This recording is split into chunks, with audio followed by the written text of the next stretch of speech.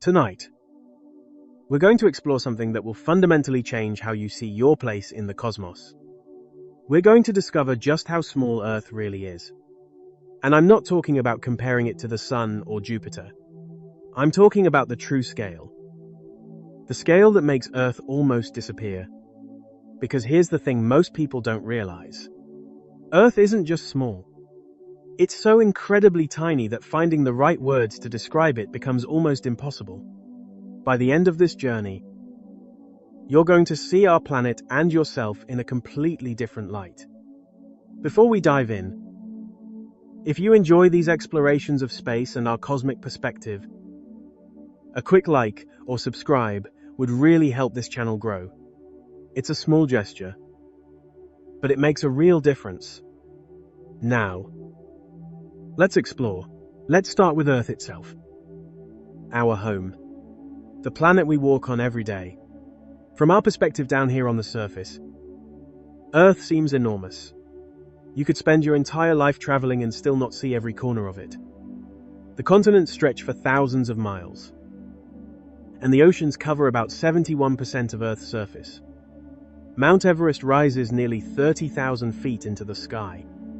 To early humans, Earth was everything. It was the entire universe.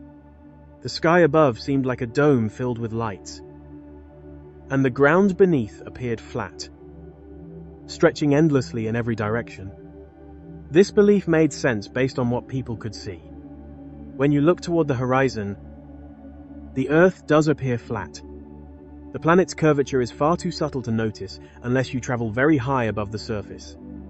Earth has a diameter of about 7,926 miles at the equator.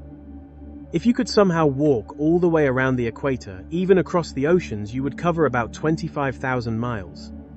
At a steady pace of 3 miles per hour, walking 8 hours a day. Such a journey would take roughly 3 years and 1 month. That is an incredibly long walk. From a human perspective, Earth is truly enormous. The planet has a total surface area of about 197 million square miles.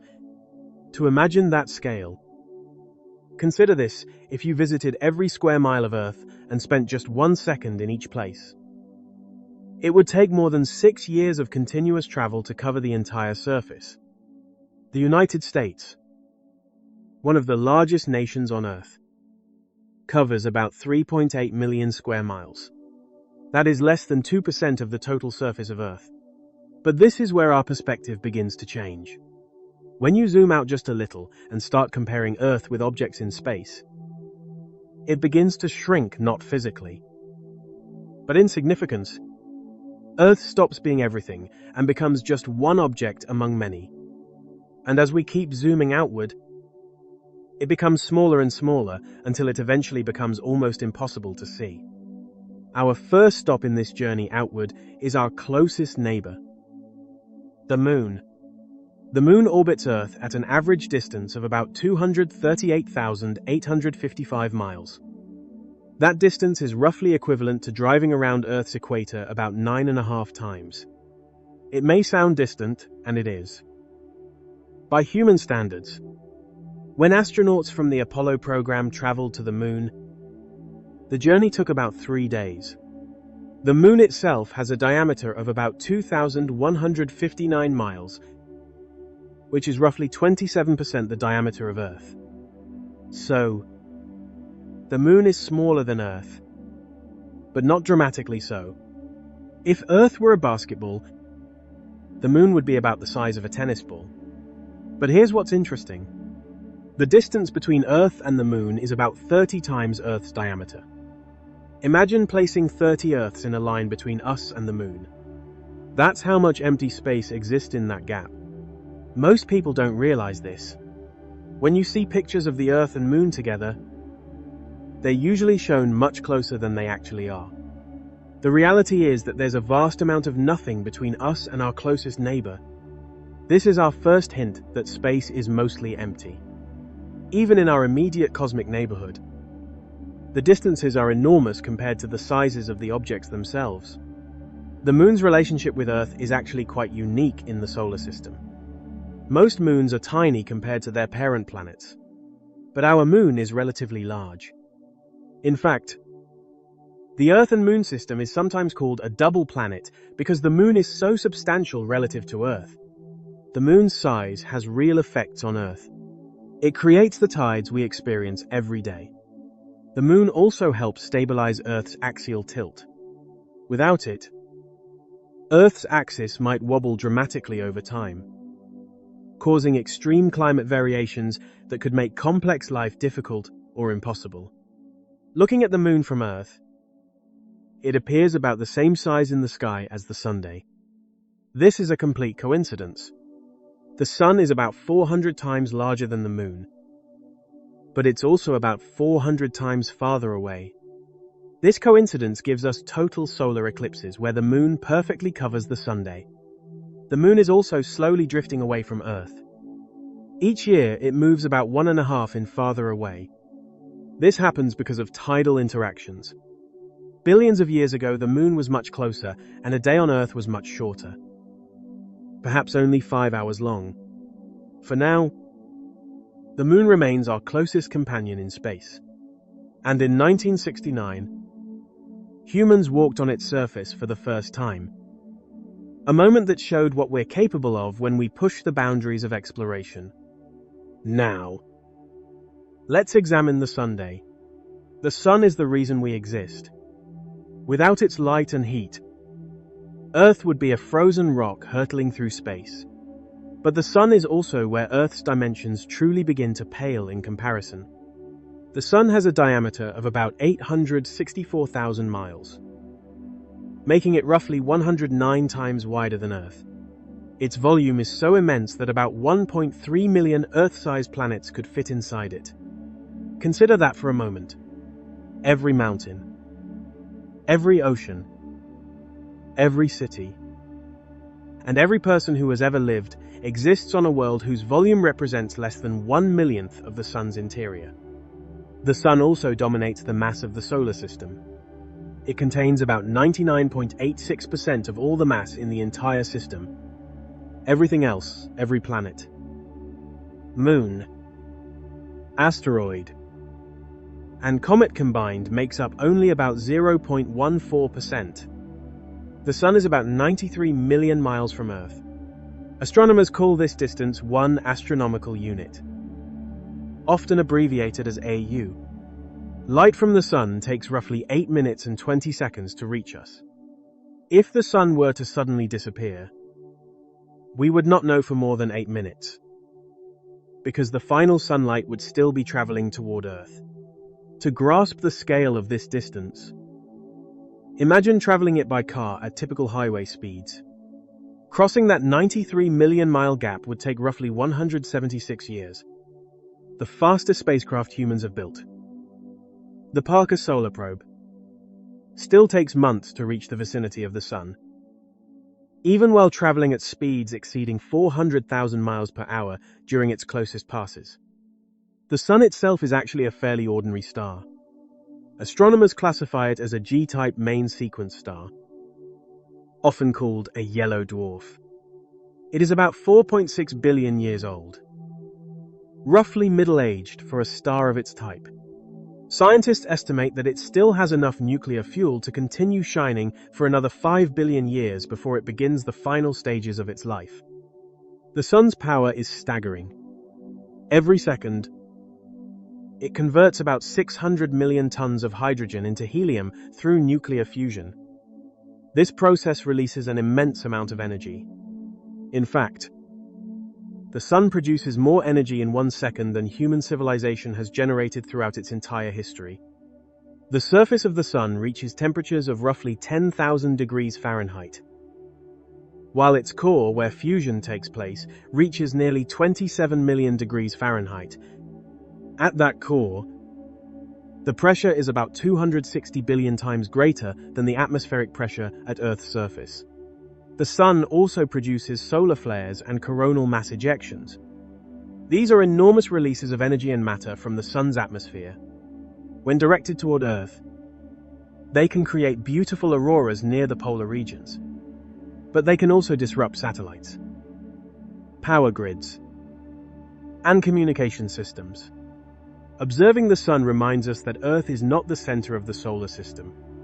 For most of human history, people believed that Earth stood at the center of everything. It took brilliant thinkers such as Nicolaus Copernicus and Galileo Galilei to demonstrate that the sun is at the center of the solar system and that Earth orbits around it. This realization became one of humanity's first great lessons in cosmic humility. Our solar system extends far beyond Earth and the Sunday. Let's zoom out and see where Earth fits in this larger structure. The inner solar system is home to the rocky planets.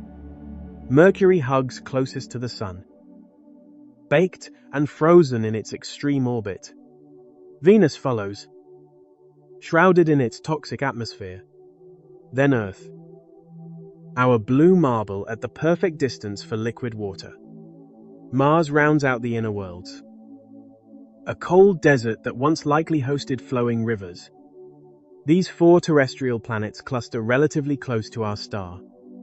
All of them lie within about 1.5 times Earth's distance from the Sun. Between Mars and Jupiter lies a wide region filled with the asteroid belt. This area contains countless rocky fragments, the leftover building blocks that never combine to form a planet. The largest asteroid, Thetis, is only about 580 miles across. More than 13 objects of that size could fit side by side across Earth's diameter. Even though the asteroid belt contains millions of objects, it is mostly empty space. A spacecraft passing through it would likely never see an asteroid with the naked eye because the distances between them are enormous compared with their small sizes. Beyond this region, we enter the realm of giants. Jupiter dominates the outer solar system like a king surveying its domain. With a diameter of about 86,881 miles, it is roughly 11 times wider than Earth. Its volume is so vast that about 1,321 Earths could fit inside it. Jupiter is a planet whose scale is difficult to fully comprehend. Jupiter contains more mass than all the other planets combined. If Jupiter were a hollow sphere, every other planet in the solar system could fit inside it with room to spare.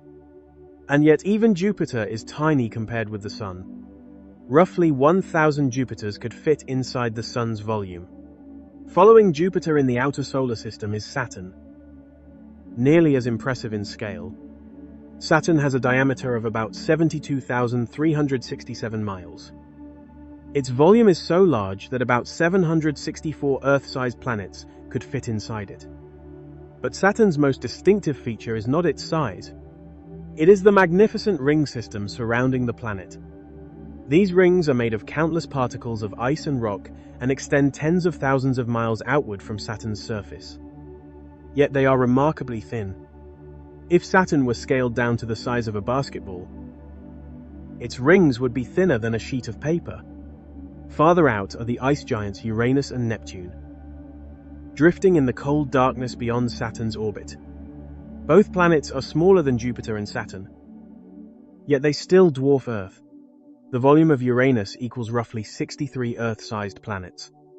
Neptune could contain about 57 Earth-sized worlds within its interior. These distant planets take decades or even centuries to complete a single orbit around the Sun. Neptune, the most distant major planet, needs about 165 Earth years to circle our star once. Beyond the planet stretches the Kuiper Belt, extending billions of miles past Neptune's orbit. This region contains countless icy bodies left over from the formation of the solar system. Among them is Pluto. Once considered the 9th planet, Pluto is only about 1,473 miles across. About 5.4 Plutos could line up across Earth's diameter. The Kuiper Belt is like a frozen archive, preserving material from the birth of the solar system. Yet even this distant region is not the true boundary of our system. Far beyond, at distances almost impossible to imagine, lies the Oort cloud. This vast spherical shell of icy objects surrounds the solar system like a cosmic bubble. It begins at roughly 2,000 times Earth's distance from the Sun and may extend outward to nearly 2 light-years, almost halfway to the nearest star. Objects within the Oort cloud are so far away that the sun's gravity barely holds them. They are not tightly bound like the planets. Instead, they drift at the outer edge of the sun's gravitational influence. No human eye has ever directly observed an Oort cloud object. Astronomers know this distant region exists because long-period comets occasionally fall inward from this remote reservoir. As they approach the sun, their icy surfaces vaporize and create the glowing tails we see from Earth. The key point is this: our solar system is enormous. It stretches across trillions of miles.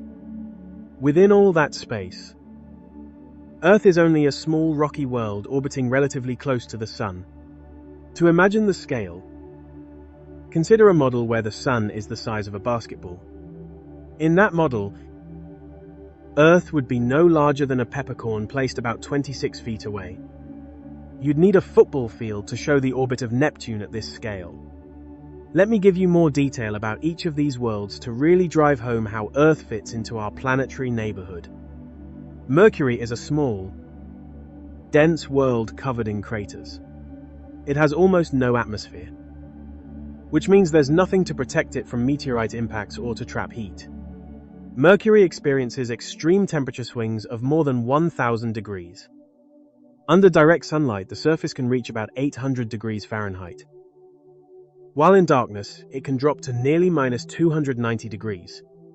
Earth is protected from such extremes by its atmosphere, which moderates temperature across the planet.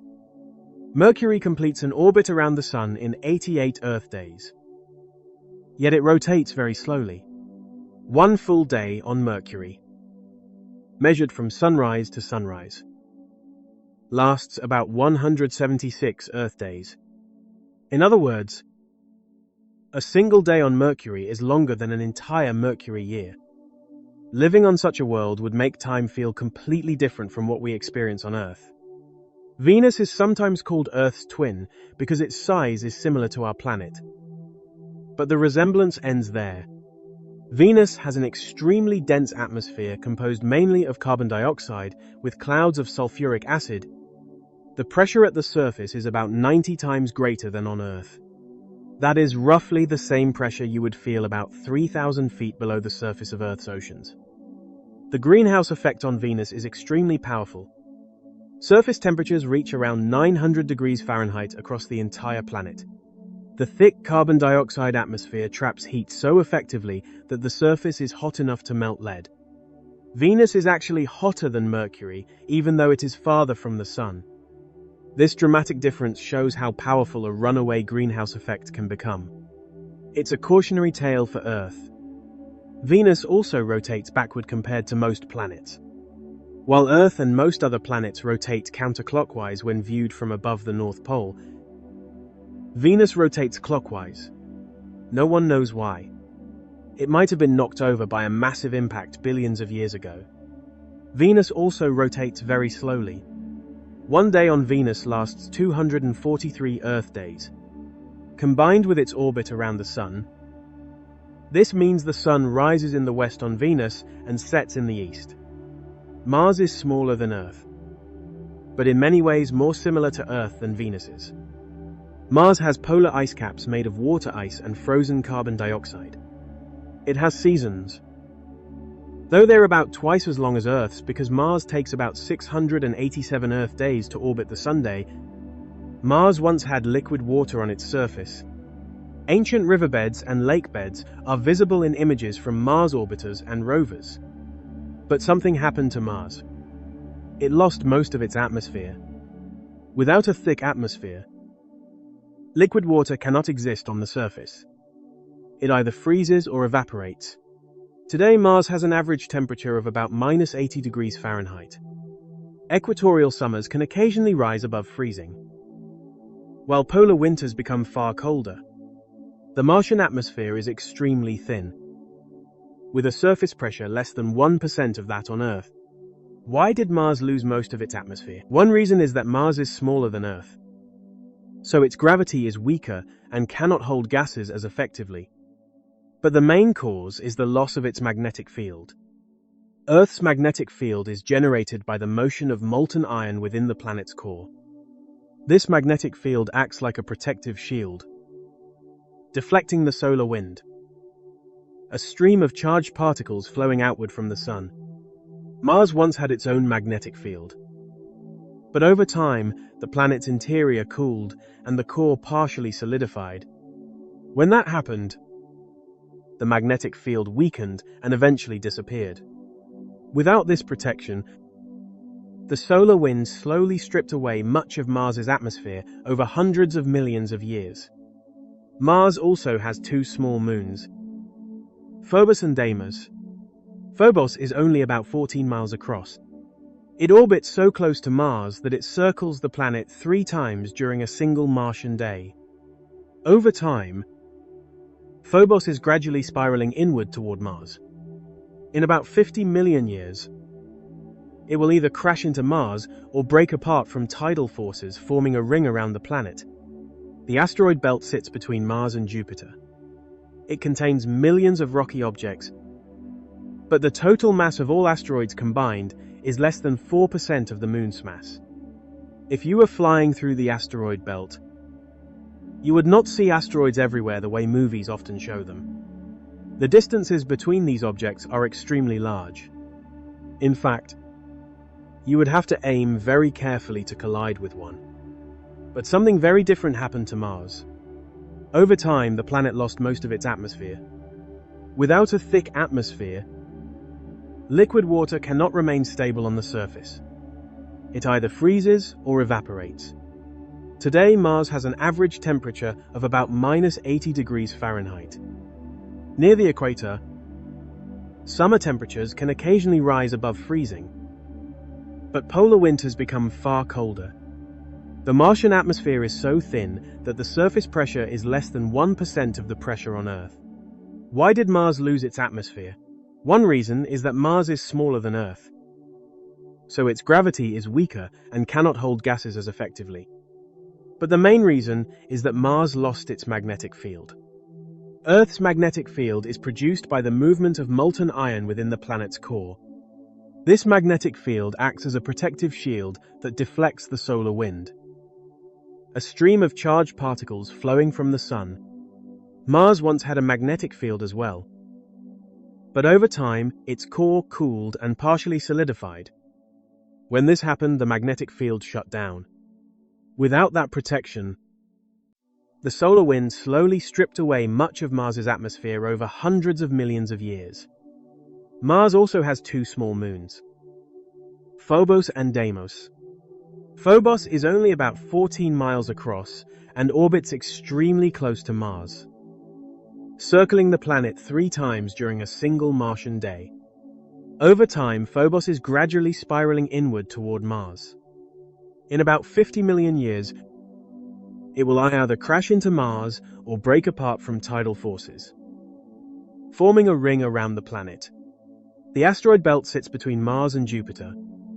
It contains millions of rocky objects, but the total mass of all asteroids combined is less than 4% of the Moon's mass. If you were somehow flying through the asteroid belt, you wouldn't see asteroids everywhere like in movies. The distances between them are enormous. You'd have to aim carefully to hit one. Ceres, the largest object in the asteroid belt, is interesting. It's round, shaped by its own gravity, which is why it's classified as a dwarf planet. Ceres has a diameter of about 588 miles, about as wide as Texas. NASA's Dawn spacecraft visited Ceres from 2015 to 2018 and found evidence of a subsurface ocean. Ceres might have more fresh water than all of Earth's lakes and rivers combined. Jupiter dominates the outer solar system. It's so massive that its gravity affects the orbits of comets and asteroids throughout the solar system. Jupiter acts like a cosmic vacuum cleaner, attracting and capturing many objects that might otherwise threaten the inner planets. Some scientists think Jupiter's presence has been crucial for Earth's development by reducing the number of large impacts Earth experienced. Jupiter may have played an important role in making life possible on Earth. Its enormous gravity acts like a cosmic shield, deflecting or capturing many comets and asteroids that might otherwise collide with Earth. Jupiter's most famous feature is the Great Red Spot. This storm is larger than Earth and has been raging for at least 400 years. Wind speeds along the edges of the storm can reach about 400 miles per hour. However, the Great Red Spot is slowly shrinking. About 100 years ago, it was roughly 3 times wider than Earth. Today, it is closer to about 1.3 times Earth's width. If this shrinking continues, the storm could eventually disappear within our lifetimes.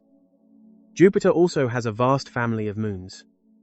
Scientists have identified at least 95 of them, and new ones are still being discovered as telescopes improve. The 4 largest moons are known as the Galilean moons. One of these moons, Io, is the most volcanically active world in the solar system. Its surface is constantly reshaped by powerful volcanic eruptions.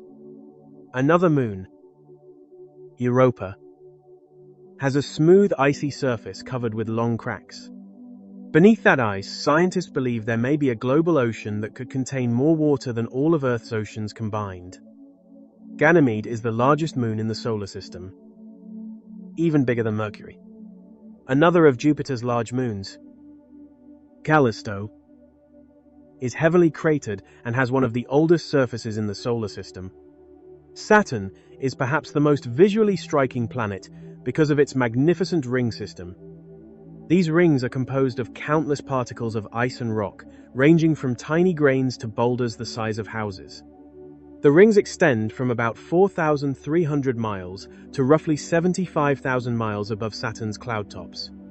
Yet they are remarkably thin.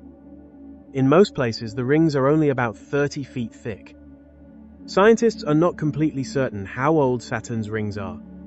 They may have formed at the same time as Saturn, about 4.6 billion years ago.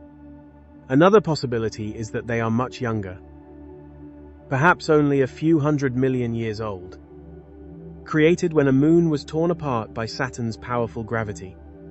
Saturn also has a vast system of moons. Astronomers have identified at least 146 of them. The largest is Titan, which is even larger than Mercury. Titan is unique because it is the only moon in the solar system with a thick atmosphere. In fact, its atmosphere is even denser than Earth's. The surface pressure on Titan is about 1.5 times the pressure at sea level on Earth. Titan's atmosphere is mostly nitrogen, like Earth's, but it also contains methane. Titan has liquid on its surface, but not water. It's too cold for that. Instead, Titan has lakes and seas of liquid methane and ethane. These hydrocarbons rain from the sky, carve river channels, and collect in low-lying areas.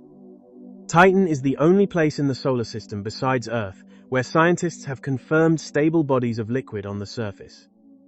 On Titan, these liquids are not water, but lakes and seas of liquid methane and ethane. Another remarkable moon is Enceladus. This small world, only about 313 miles across, has powerful geysers at its south pole that shoot water ice hundreds of miles into space. The material comes from a subsurface ocean beneath its icy crust. The Cassini spacecraft flew directly through these geysers and detected organic molecules, the chemical building blocks of life. Because of this discovery, Enceladus is now considered one of the most promising places in the solar system to search for life. Uranus is unusual because it rotates on its side. Its axis of rotation is tilted about 98 degrees relative to its orbit.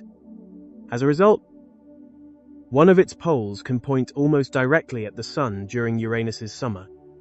This means that one pole can experience continuous daylight for about 42 years, followed by 42 years of darkness during winter. Meanwhile, the equatorial regions experience more regular day and night cycles. Scientists are not completely certain why Uranus is tilted so dramatically. The most likely explanation is that early in the history of the solar system, the planet was struck by a large object that knocked it over. This collision may also explain why Uranus's magnetic field is tilted and offset from the planet's center. Neptune is the most distant planet from the Sun. It's so far away that it takes about 165 Earth years to complete one orbit. The planet was discovered in 1846, which means it has completed less than 2 full orbits since we first spotted it. Wind speeds on this distant world reach up to 1 km/h, the fastest in the solar system. These extreme winds create large storms similar to Jupiter's Great Red Spot. Neptune was closely studied when the Voyager 2 flew past it in 1989. During that encounter, scientists observed a massive storm known as the Great Dark Spot. However, when the Hubble Space Telescope observed Neptune again in 1994, the Great Dark Spot had disappeared. New storms had formed in different locations. This showed that the weather on Neptune can change rapidly and unpredictably. At least 16 known moons orbit Neptune. The largest is Triton. Triton is unusual because it orbits in the opposite direction of Neptune's rotation. This backward motion suggests that Triton did not form alongside its planet. Instead, scientists believe it was captured long ago from the Kuiper Belt. Triton is slowly spiraling inward toward Neptune. In roughly 3.5 billion years, it may either collide with the planet or be torn apart by tidal forces, possibly forming a new ring system. Beyond Neptune stretches the Kuiper Belt, a distant region filled with icy bodies left over from the formation of the solar system. One of the most famous objects in this region is Pluto. Pluto was considered the 9th planet from its discovery in 1930 until 2006. When astronomers redefined the criteria that determine what qualifies as a planet, Pluto did not meet the modern definition of a planet because it has not cleared its orbit of other debris. Pluto is relatively small, only about 1,473 miles across. But it remains a fascinating world. Pluto has 5 known moons. The largest is Charon, which is about half the size of Pluto itself. Because the two bodies are so similar in size, Pluto and Charon are sometimes described as a binary system. Instead of Charon simply orbiting Pluto, both bodies orbit a point in space between them. In 2015, the New Horizons mission flew past Pluto and captured the first detailed images of the distant world. These observations revealed a surprisingly complex landscape with mountains made of water ice, vast plains of frozen nitrogen, and a thin atmosphere extending much farther than scientists had expected. One of the most recognizable features discovered by New Horizons is a large heart-shaped region known as Tombaugh Regio, named after Clyde Tombaugh, the scientist who discovered Pluto in 1930. Beyond Pluto, there are other large objects in the Kuiper Belt. Some of these, such as Eris, Makemake, and Haumea, are also classified as dwarf planets. These discoveries show that the outer regions of the solar system are far more populated than astronomers once believed. There may be thousands of dwarf planets in the Kuiper Belt, though most remain too small and too faint for current telescopes to detect. Beyond the Kuiper Belt lies the distant Oort cloud. No object from the Oort cloud has ever been directly observed. Astronomers know this region exists because of long-period comets. These comets can take hundreds or even thousands of years to orbit the Sun. Scientists believe they originate in the Oort cloud. When the gravity of a passing star disturbs one of these distant icy bodies, it can fall inward toward the inner solar system and appear to us as a comet. The Oort cloud is enormous. It may extend from about 2,000 astronomical units to roughly 100,000 astronomical units from the Sun. That distance approaches nearly 2 light-years. At such extreme distances, the Sun's gravity barely holds these objects. A strong gravitational disturbance from a nearby passing star could pull some of them away completely. This distant region represents the true outer boundary of the solar system. Beyond it, the Sun's gravitational influence fades and space becomes interstellar, the vast region between the stars. And within this immense volume, Earth is only a small rocky world about 8,000 miles across. orbiting at a distance of 1 astronomical unit from the Sun. The solar system stretches across trillions of miles, and Earth occupies only a tiny fraction of that enormous space. Now let us leave the solar system and travel outward to the nearest stars. At this scale, the distances become so large that our everyday measurements begin to lose meaning. The closest star to the Sun is Proxima Centauri, part of the Alpha Centauri system. It lies about 4.24 light-years away. A light-year is the distance light travels in 1 year, roughly 5.88 trillion miles. That means Proxima Centauri is about 25 trillion miles from Earth. To visualize this enormous scale, remember that the Sun is about 93 million miles from Earth.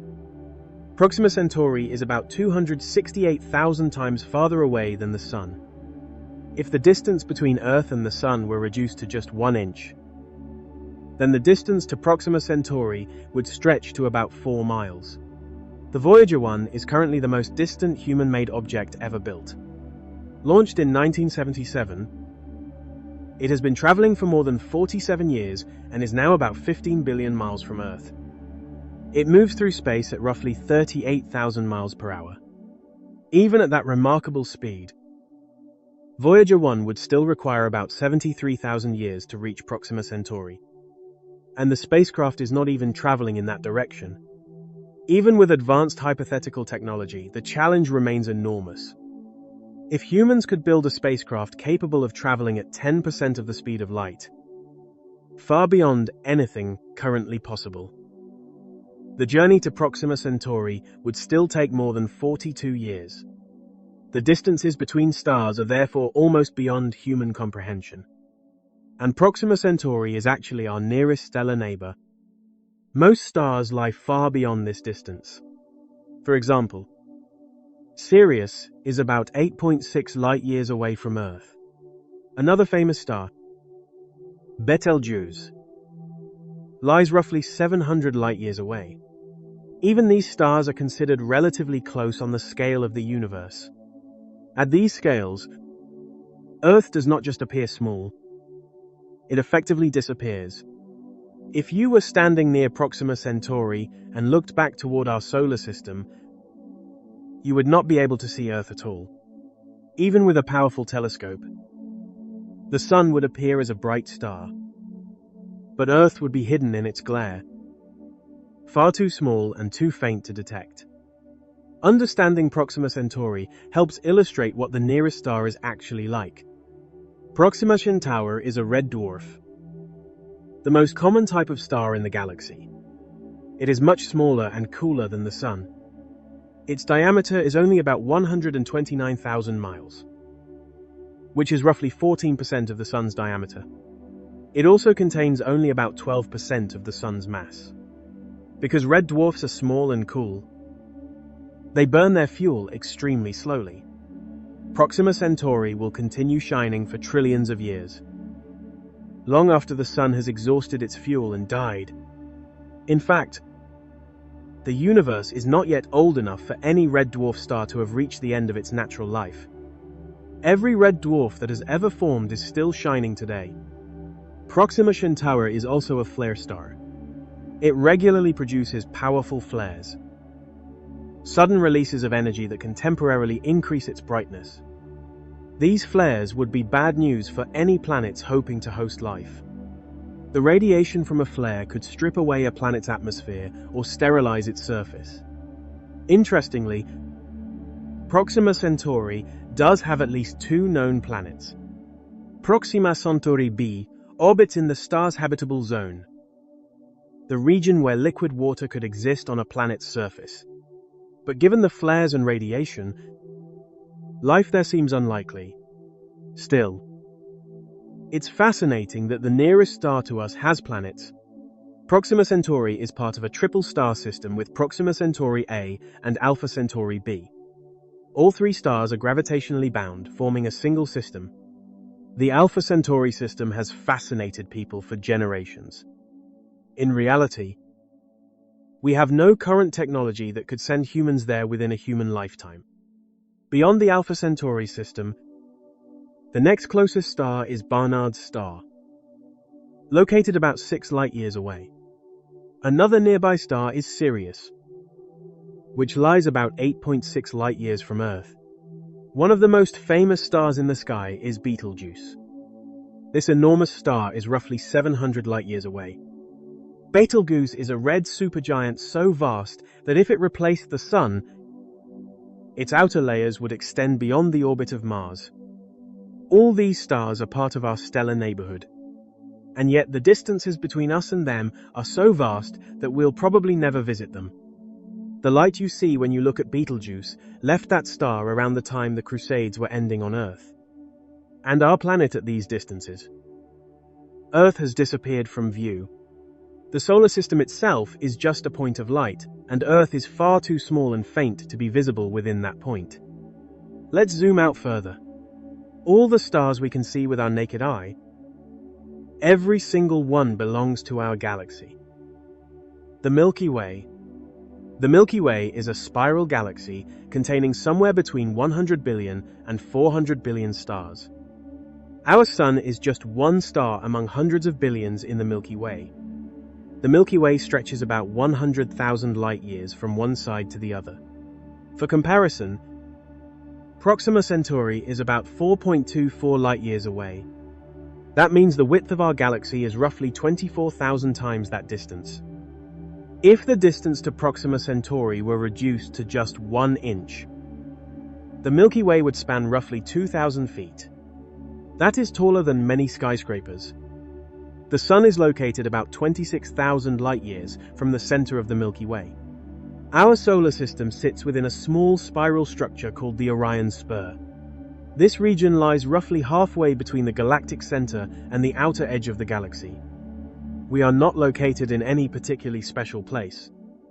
Instead, our star system resides in a relatively quiet neighborhood where stars are not packed too closely together. At this scale, Earth's presence in the cosmos becomes conceptually different. Even our entire solar system is just a tiny point. The Sun, which seems so massive compared to Earth, is now just one ordinary star among hundreds of billions. And Earth is far too small to even register. Imagine compressing our galaxy into a structure 100 feet across. Our entire solar system would measure thinner than a human hair's width. And Earth would be far, far smaller than that. At this scale, Earth wouldn't just be invisible.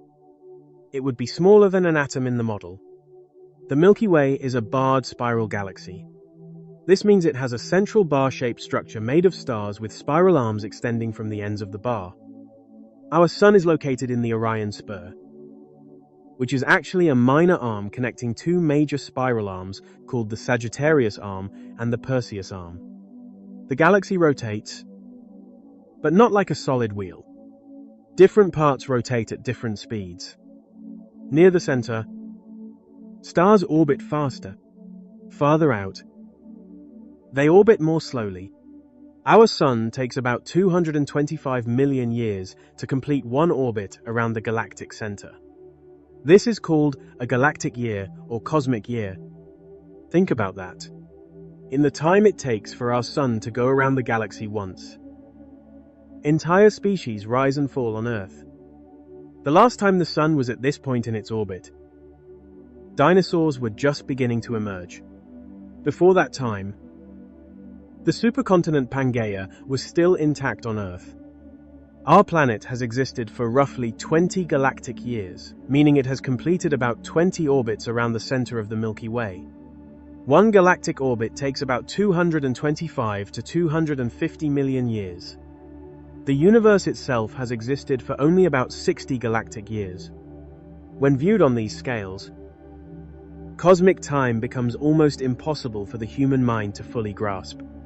The Milky Way contains several major structural regions. At its center lies the galactic bulge, a dense spherical concentration of very old stars. This central region spans roughly 10,000 light-years across. Stars here are packed far more closely together than they are in our region of the galaxy. If you lived on a planet near the galactic center, your night sky would look dramatically different. Instead of a dark sky dotted with a few thousand stars, you would see thousands of bright stars filling the sky, making night almost as bright as twilight on Earth. At the very heart of this galactic bulge lies Sagittarius A times, the supermassive black hole that anchors the gravitational center of our galaxy. We'll discuss more later. This black hole has a mass of about 4 million times the mass of our Sun. It's relatively quiet now, but it occasionally flares up when gas or even a star falls into it. Around the galactic center are the spiral arms. These are regions where gas and dust are compressed, triggering star formation. The spiral arms appear bright because they contain lots of young, hot, blue stars. These massive stars live fast and die young, rarely lasting more than a few million years. By the time they die, they've barely moved from where they were born, so they stay in the spiral arms. Our Sun, being an older, more stable star, has had time to drift away from the spiral arm where it formed. We're now between spiral arms in a relatively quiet region. This is probably a good thing for life on Earth. Spiral arms are violent places with lots of supernova and intense radiation. Being between the arms gives Earth a safer environment. Surrounding the spiral structure is the galactic halo, a roughly spherical region containing old stars and globular clusters. The halo extends about 130,000 light-years from the center of the Milky Way. The stars in this halo are among the oldest in the galaxy, formed during the earlier stages when the Milky Way was just beginning to take shape. This halo region also contains large amounts of dark matter. We cannot observe dark matter directly with telescopes, but astronomers can detect its presence through the gravitational influence it exerts on stars and galaxies. The Milky Way's dark matter halo extends even farther than the visible stellar halo, possibly reaching out to about 600,000 light-years or more. In fact, most of the total mass of the Milky Way is believed to be dark matter rather than visible stars and gas. Our galaxy is not isolated in space.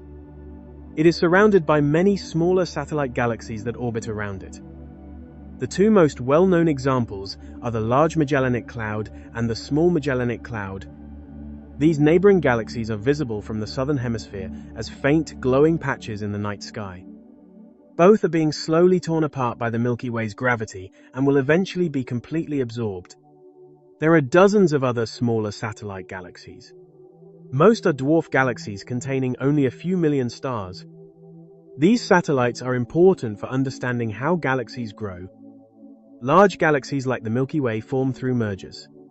The satellites we see today are the leftovers that haven't merged yet. The Milky Way is also moving through space toward the Andromeda Galaxy in about 4.5 billion years. The two galaxies will merge into a single large elliptical galaxy containing roughly 1.5 trillion stars in total. The Milky Way is not uniform. Stars are distributed differently throughout the galaxy. Near the galactic center, stars are packed much more densely, while in the spiral arms where we live, stars are spread farther apart. The nearest major star-forming region to our solar system is the Orion Nebula, located about 1,344 light-years away. It is a vast cloud of gas and dust where new stars are actively forming. The Orion Nebula spans roughly 24 light-years across. Inside this enormous cloud, hundreds of young stars are forming as gravity pulls collapsing regions of hydrogen gas together. Star-forming regions like this help astronomers understand how stars and planetary systems come into existence. About 4.6 billion years ago, the Sun formed within a similar nebula.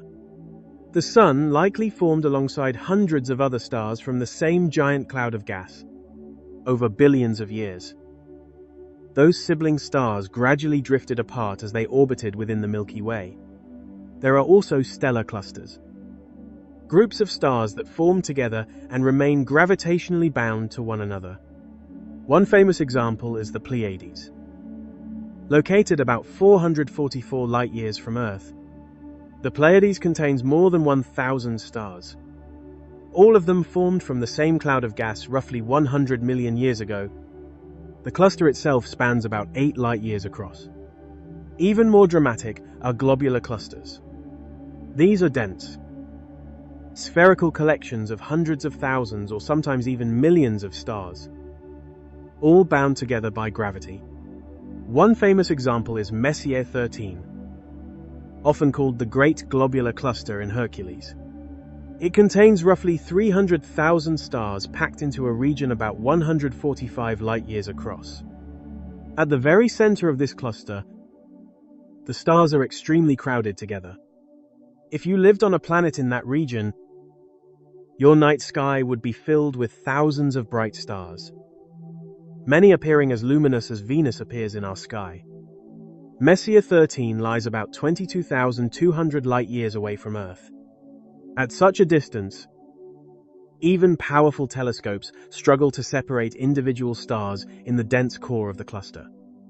Instead, the center appears as a tightly packed sphere of light, where countless stars blur together. On this scale, Earth becomes almost impossible to comprehend in size. Our entire planet is so small compared to structures like Messier 13 that no ordinary measurement can truly capture the difference.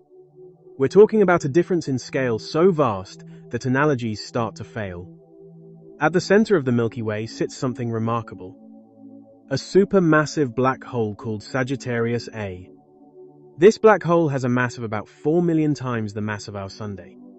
It's about 17 times the size of the Sun in diameter, which might not sound that big. But remember, this is a black hole. All that mass is compressed into a relatively small space. The region around Sagittarius A is chaotic. Stars orbit the black hole at incredible speeds. One star, called S2, orbits the black hole once every 16 years, at speeds reaching 5% of the speed of light. At its closest approach, S2 comes within about 11 billion miles of the black hole. That's about the distance from the Sun to Saturn. The center of the galaxy is also bright. Not in visible light, because dust blocks our view, but in infrared and radio waves. There's a lot of activity happening there. Gas falls toward the black hole, heating up and emitting radiation. Stars are being born and dying at higher rates than in the outer regions of the galaxy. Most galaxies have supermassive black holes at their centers. These black holes play a crucial role in galaxy formation evolution. They can affect star formation across the entire galaxy through the energy they release. In some galaxies, the central black hole is actively feeding, consuming vast amounts of gas and producing jets of matter and energy that extend for thousands of light years. Our galaxy's black hole is relatively quiet right now. It's not actively feeding on large amounts of material. But about 6 million years ago, it appears to have been much more active. Astronomers have discovered evidence of enormous structures called the Fermi bubbles. These vast bubbles of energy extend far above and below the plane of the Milky Way. Scientists believe these structures were likely created by a past period of intense activity from Sagittarius A*. At some point in the distant past, this central black hole may have released enormous amounts of energy into the surrounding galaxy. But returning to our main perspective, Earth lies about 26,000 light-years away from the galactic center. Our location places us safely distant from the crowded and energetic environment near Sagittarius A star. On this scale, Earth becomes almost impossibly small compared with the vast structures of the galaxy. The Milky Way itself is not alone in space. It belongs to a small collection of galaxies known as the Local Group. This cluster of roughly 50 galaxies forms our immediate cosmic neighborhood. The largest member of the Local Group is the Andromeda Galaxy, also known as Messier 31. Andromeda contains roughly 1 trillion stars, more than twice the estimated number in the Milky Way. This enormous galaxy stretches about 220,000 light-years across, making it more than twice the diameter of our own galaxy. Astronomers have also determined that Andromeda and the Milky Way are slowly moving toward each other. In about 4.5 billion years, the two galaxies will begin merging into a single, much larger galaxy. Despite the dramatic idea of a galactic collision, actual collisions between stars are extremely unlikely. The distances between stars are so vast that most will simply pass by each other. Over time, gravity will reshape the two galaxies, eventually settling them into a single large elliptical galaxy. By the time that galactic merger happens, the Sun will likely have already reached the end of its life cycle. In several billion years, it will expand into a red giant and eventually shed its outer layers. Long before the collision between the galaxies is complete, if humans still exist by then, they will almost certainly have left Earth or evolved into something very different. Another important member of our galactic neighborhood is the Triangulum galaxy. It is the third largest galaxy in the local group. The Triangulum galaxy contains roughly 40 billion stars and spans about 60,000 light-years across. Although it is smaller than the Milky Way, it is still a significant spiral galaxy in its own right. Most of the remaining galaxies in the local group are much smaller systems known as dwarf galaxies. These galaxies typically contain a few billion stars or even fewer. Two of the most well-known examples are the Large Magellanic Cloud and the Small Magellanic Cloud. The Large Magellanic Cloud contains roughly 10 billion stars, while the Small Magellanic Cloud contains several billion. Both of these nearby galaxies can be seen from the southern hemisphere as faint glowing patches in the night sky. The local group spans about 10 million light-years. That sounds enormous, and it is. But it's just the beginning. The local group is one small collection of galaxies in a much larger structure. The local group is part of the Virgo supercluster, an enormous collection of galaxy groups and clusters spanning about 110 million light-years. The Virgo supercluster contains at least 100 galaxy clusters and galaxy groups, together holding an estimated 100 trillion stars. Within this enormous structure, the dominant concentration of galaxies is the Virgo cluster. This cluster lies about 54 million light-years away from Earth. The Virgo cluster contains between 1,200 and 2,000 galaxies. Some of these galaxies are extremely large, far exceeding the size and mass of the Milky Way. One of the most notable members of this cluster is Messier 87. This massive galaxy contains roughly 1 trillion stars. Messier 87 spans about 120,000 light-years across, similar in diameter to the Milky Way, but significantly more massive overall. It is also historically important in astronomy. Messier 87 became the first galaxy in which scientists directly imaged a black hole, a groundbreaking observation achieved by the Event Horizon Telescope collaboration. In 2019, the Event Horizon Telescope collaboration released the first image showing the shadow of the supermassive black hole in Messier 87. This black hole has a mass about 6.5 billion times greater than the Sun. The image marked a historic moment in astronomy, providing the first direct visual evidence of a black hole's shadow. To appreciate this scale, consider how large the Milky Way already seems. Yet it is only one galaxy within the much larger Virgo cluster. That cluster itself is just one component of the even larger Virgo supercluster, which contains hundreds of galaxy clusters and enormous numbers of galaxies. If we created a scale model where the Milky Way were the size of a small coin, the Virgo supercluster would stretch across something the size of a large city. Everything we have discussed so far, the Sun, the solar system, the distances between stars, and even the entire Milky Way would all fit within that tiny coin in this model, and Earth would be smaller than anything visible under a microscope. In 2014, astronomers discovered that the Virgo supercluster is not the largest structure surrounding us. Instead, it is only a small part of an even larger cosmic structure known as Laniakea supercluster. The name Laniakea comes from the Hawaiian language and means immeasurable heaven, a fitting description for a structure of such immense scale. Laniakea supercluster is an enormous cosmic structure, sometimes described as a supercluster of superclusters. It contains roughly 100,000 galaxies spread across a region about 520 million light-years wide. Among those galaxies is our own Milky Way. All of these galaxies are slowly drifting through space, moving along large-scale gravitational flows. Over time, they are gradually pulled toward the central region of Laniakea by the combined gravity of the immense amount of mass within the structure. The point toward which many of these galaxies appear to be moving is known as the Great Attractor. This is a region of space with such enormous gravitational pull that it's drawing in thousands of galaxies. The Great Attractor itself sits behind the plane of the Milky Way from our perspective, which means dust and gas in our own galaxy block our view of it. For decades, astronomers knew something massive was there because they could measure its gravitational effects. But they couldn't see it directly.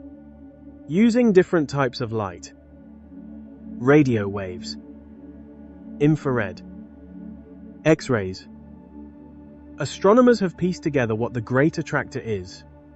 It's not a single object, but a region containing several massive galaxy clusters.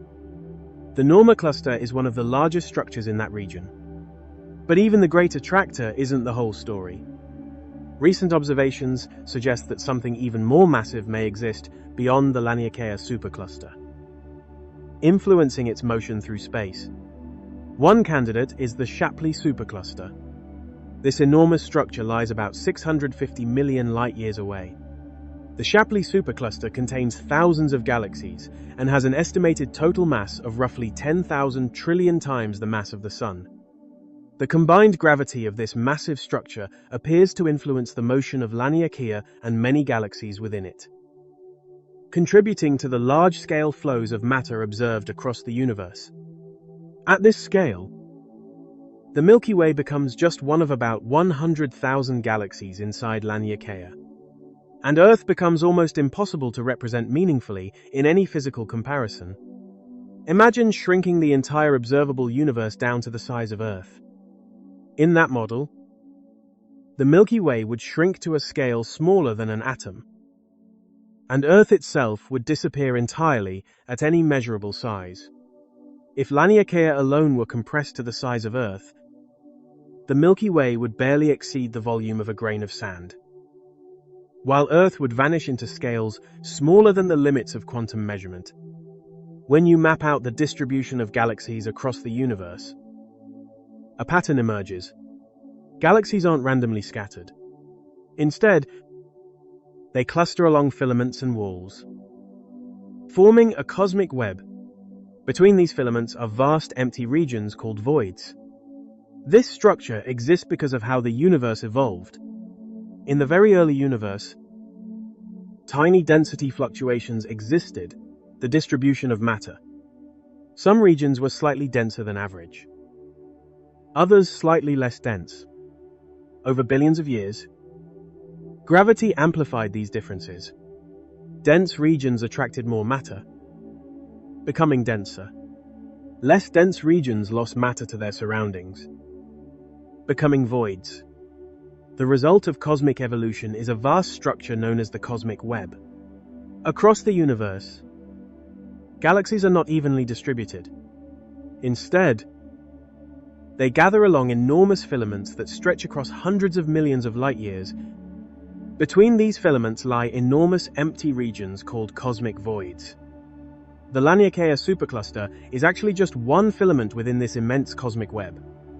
Many other filaments exist throughout the observable universe. One of the largest known structures within this web is the Sloan Great Wall, discovered in 2003. This massive structure stretches roughly 1.37 billion light-years across. The Sloan Great Wall contains tens of thousands of galaxies arranged within a relatively thin sheet of cosmic structure. If the Milky Way were scaled down to the size of a coin, this wall of galaxies would extend for many miles. Another even larger structure is the Hercules Corona Borealis Great Wall. This immense formation stretches roughly 10 billion light-years across, which is about 73% of the radius of the observable universe. Structures of this size have challenged cosmologists, because according to many cosmological models, there should not have been enough time since the Big Bang for structures this large to fully form. Between these massive filaments and galaxy walls lie enormous empty regions known as cosmic voids. One of the largest known examples is the KBC void, which spans roughly 2 billion light-years across. Inside this void, there are very few galaxies.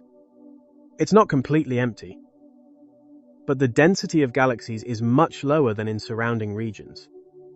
If you were somehow in the center of this void and looked out, the nearest significant galaxy clusters would be about 1 billion light-years away.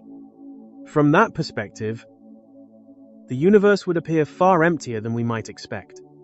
Cosmic voids make up nearly 80% of the universe's total volume. Most of space contains almost nothing at all. Galaxies, galaxy clusters, and massive filaments occupy only a small fraction of the total cosmic volume. The universe is often compared to a vast ocean, with islands of matter scattered throughout it. These islands are the regions where galaxies gather together along the cosmic web. Our own Earth sits on one of these islands. It orbits a star inside the Milky Way, which itself is part of a filament within this immense cosmic web. At the scale of the cosmic web, Earth does not merely become invisible, it becomes almost impossible to conceptualize. The difference in scale between our planet and the structure of the universe is so extreme that the human mind struggles to comprehend it. Astronomers often refer to the observable universe. This is the region of the universe that we can theoretically observe. Its size is limited by two factors, the speed of light and the age of the universe. Light from extremely distant objects may still be traveling toward us and has not yet arrived. The universe itself is about 13.8 billion years old. At first glance, this might suggest that we should be able to see 13.8 billion light-years in every direction. However, the universe has been expanding during that entire time. Space itself has been stretching as light travels through it. Because of this expansion, galaxies that emitted light billions of years ago are now much farther away than the distance their light originally traveled. As a result, the diameter of the observable universe is not 13.8 billion light-years, but roughly 93 billion light-years across. That distance represents the farthest point from which light has had enough time to reach us. Once we account for the expansion of space, within the observable universe, astronomers estimate there may be about 2 trillion galaxies. Each of those galaxies can contain anywhere from millions to trillions of stars. When astronomers combine these estimates, the total number of stars in the observable universe is thought to be roughly 200 billion trillion. To visualize that scale, imagine every star represented by a single grain of sand. You would need multiple Olympic-sized swimming pools filled with sand just to represent all the stars that exist within the observable universe. And in comparison, Earth becomes almost impossible to represent meaningfully in such a model. You could fit so many Earth-sized planets into the observable universe that the number quickly becomes meaningless to the human mind. If we scaled the entire observable universe down to the size of Earth itself, the Milky Way would shrink to a size smaller than subatomic particles. Earth would shrink even further, becoming smaller than the fundamental particles that make up atoms. And the observable universe is only the part we can see. The true universe beyond that boundary may be vastly larger. Scientists do not yet know how large the full universe actually is. It could be only a few times larger than the observable region. It could be thousands of times larger. It might even be infinite. If the universe is infinite, then even the 93 billion light-year diameter of the observable universe would represent essentially 0% of the total cosmos. And in such a universe, the scale of Earth would become even more insignificant than it already appears within the observable universe. Some theories in physics suggest the universe might be part of a multiverse, an infinite collection of universes. According to eternal inflation theory, the Big Bang wasn't a single event, but something that happens constantly, creating bubble universes that spawn more bubble universes. Our universe would be just one bubble in an infinite foam. Other interpretations of quantum mechanics suggest that every time a quantum event has multiple possible outcomes, the universe splits into multiple branches, with each outcome occurring in a different branch. This would create an infinite number of parallel universes. These ideas remain highly speculative. Scientists currently have no way to observe other universes directly, which makes testing such theories extremely difficult. However, the concept arises naturally from certain interpretations of modern physics, which is why many researchers take the possibility seriously. One of the most discussed ideas is the multiverse. If a multiverse truly exists, then our entire observable universe, with its diameter of about 93 billion light-years and its estimated 2 trillion galaxies, would represent just one universe among potentially infinitely many. In that scenario, the significance of Earth becomes even smaller on the cosmic scale. But before looking outward again, it helps to zoom back in and examine Earth's position within our own solar system. Even within this local neighborhood, Earth's size becomes clearer when compared to other planets. The closest planet to the Sun is Mercury. Mercury has a diameter of about 3,032 miles, which is only about 38% of Earth's diameter. In terms of volume, roughly 18 Mercuries could fit inside Earth.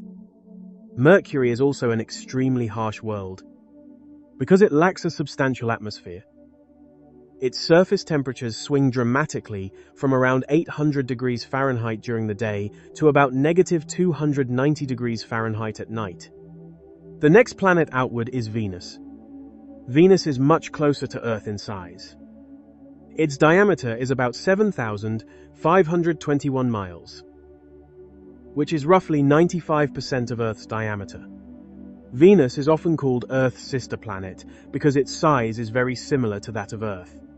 However, the conditions on its surface could not be more different. Venus has an atmosphere dominated by carbon dioxide. The pressure at its surface is about 90 times greater than Earth's atmospheric pressure, and the average surface temperature reaches roughly 900 degrees Fahrenheit. It is hot enough to melt lead. Moving outward, the next planet is Mars. Mars has a diameter of about 4,212 miles, which is roughly 53% of Earth's diameter. In terms of volume, about 7 Mars-sized planets could fit inside Earth. Mars also has 2 small moons, Phobos and Deimos. Scientists believe these moons may be captured asteroids. Phobos is only about 14 miles across. If you stood on its surface, Mars would fill a large portion of the sky above you, appearing as an enormous red sphere. Farther out in the solar system, we reach the giant planets. The largest of them is Jupiter. Jupiter has a diameter of about 86,881 miles. About 11 Earths could fit across Jupiter's diameter. But the true difference appears when comparing volume. Jupiter is so massive that roughly 1,321 Earth-sized planets could fit inside it. In fact, Jupiter is so large that its mass exceeds the combined mass of all the other planets in the solar system. Jupiter has at least 95 known moons. The 4 largest are known as the Galilean moons, named after Galileo Galilei in 1610. These 4 moons are Io, Europa, Ganymede, and Callisto. Ganymede is the largest moon in the entire solar system. Its diameter is about 3,273 miles, making it even larger than the planet Mercury. Europa is especially intriguing to scientists Beneath its icy surface lies a global ocean of liquid water that may contain more water than all the oceans on Earth combined. Moving outward again, we reach Saturn. Saturn is nearly as large as Jupiter, with a diameter of about 72,367 miles. Its volume is enormous, large enough to contain roughly 764 Earth-sized planets. Saturn also possesses an impressive system of moons. At least 146 moons are currently known to orbit the planet. The largest of these is Titan, which has a diameter of about 3,200 miles. Titan is unique because it is the only moon in the solar system with a thick atmosphere. It also has lakes and seas on its surface. However, these lakes are not made of water. Because Titan is extremely cold, its lakes consist of liquid methane and ethane instead. Farther from the Sun lies Uranus. Uranus has a diameter of about 31,518 miles. In terms of volume, it could contain roughly 63 planets the size of Earth. One of the most unusual features of Uranus is its rotation. The planet is tilted dramatically, with its axis lying almost parallel to the plane of its orbit around the Sun. Uranus rotates in a very unusual way. Its axis is tilted so dramatically that for part of its orbit, one pole points almost directly toward the Sun, while the opposite pole remains in complete darkness. Because Uranus takes 84 Earth years to orbit the Sun, each season on the planet lasts roughly 21 Earth years. Farther out lies Neptune. Neptune has a diameter of about 30,599 miles. In terms of volume, it could contain roughly 57 planets the size of Earth. Neptune is also one of the most extreme worlds in the solar system. Despite receiving very little sunlight, it has incredibly powerful storms. Wind speeds on Neptune can reach up to about 1,200 miles per hour, the fastest winds ever measured on any planet. Even within our own solar system, Earth is relatively small. Massive planets like Jupiter dwarf it in size, while Saturn could contain hundreds of Earth-sized worlds. And those are only the planets. When we include the Sun itself, the scale becomes even more dramatic. The Sun contains about 99.86% of the total mass of the solar system, leaving all planets, moons, asteroids, and comets to share the remaining fraction. Beyond the planets, the solar system also contains countless smaller bodies, including moons, asteroids, comets, and icy objects scattered through distant regions of space. Many of these objects are far smaller than Earth, which helps us understand the wide range of sizes that exist even within our immediate cosmic neighborhood. Earth has one natural satellite, the Moon. The Moon has a diameter of about 2,159 miles, which is roughly 27% of Earth's diameter. That makes it unusually large compared to most moons in the solar system. Because of this relatively large size, Earth and the Moon are sometimes described as a kind of double planet system. Most moons orbiting other planets are much smaller compared with their host planets. The planet Mars, for example, has 2 moons, but both are extremely small. The larger one, Phobos, is only about 14 miles across. The smaller moon, Deimos, measures only about 7.5 miles across. Scientists believe both Phobos and Deimos were likely captured asteroids rather than moons that formed alongside Mars. Farther out, the moon system of Jupiter is far more extensive. In addition to the 4 large Galilean moons, Jupiter is surrounded by dozens of smaller moons orbiting the giant planet. Many are less than 6 miles across. Some are probably captured comets or asteroids. The gravitational pull of Jupiter is so strong that it captures passing objects, adding them to its collection of satellites. Saturn's moon system is equally fascinating. Besides Titan, which is larger than Mercury. Saturn has Enceladus, a small icy moon about 313 miles in diameter.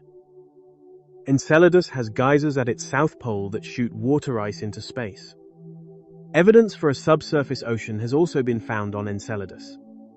Jets of water vapor and ice particles erupt from fractures in its surface, suggesting that a liquid water ocean exists beneath the icy crust. Because liquid water is considered one of the key ingredients for life, Enceladus has become one of the most promising places in the solar system to search for possible extraterrestrial life. Between Mars and Jupiter lies the asteroid belt. This region contains thousands of rocky bodies left over from the early formation of the solar system. The largest of these objects is Ceres, which has a diameter of about 588 miles. That is only about 7% of the diameter of Earth. Most asteroids are far smaller. Another large asteroid is Vesta, which measures about 326 miles across. Many asteroids, however, are only a few miles or even a few hundred feet in diameter. Far beyond Neptune lies the Kuiper Belt, a vast area filled with thousands of frozen objects. One of the most famous of these is Pluto. Pluto has a diameter of about 1,473 miles, which is roughly 18% of Earth's diameter. Pluto is now classified as a dwarf planet, one of several large objects that orbit within the Kuiper Belt. All of these smaller worlds help put Earth's size into perspective. Although Earth appears small compared with the giant planets like Jupiter and Saturn, it is actually one of the larger rocky bodies in the solar system. Most moons, asteroids, and icy objects are far smaller than Earth. Our planet is a relatively large rocky world. But when placed in the context of the universe itself, even the giant planets are tiny.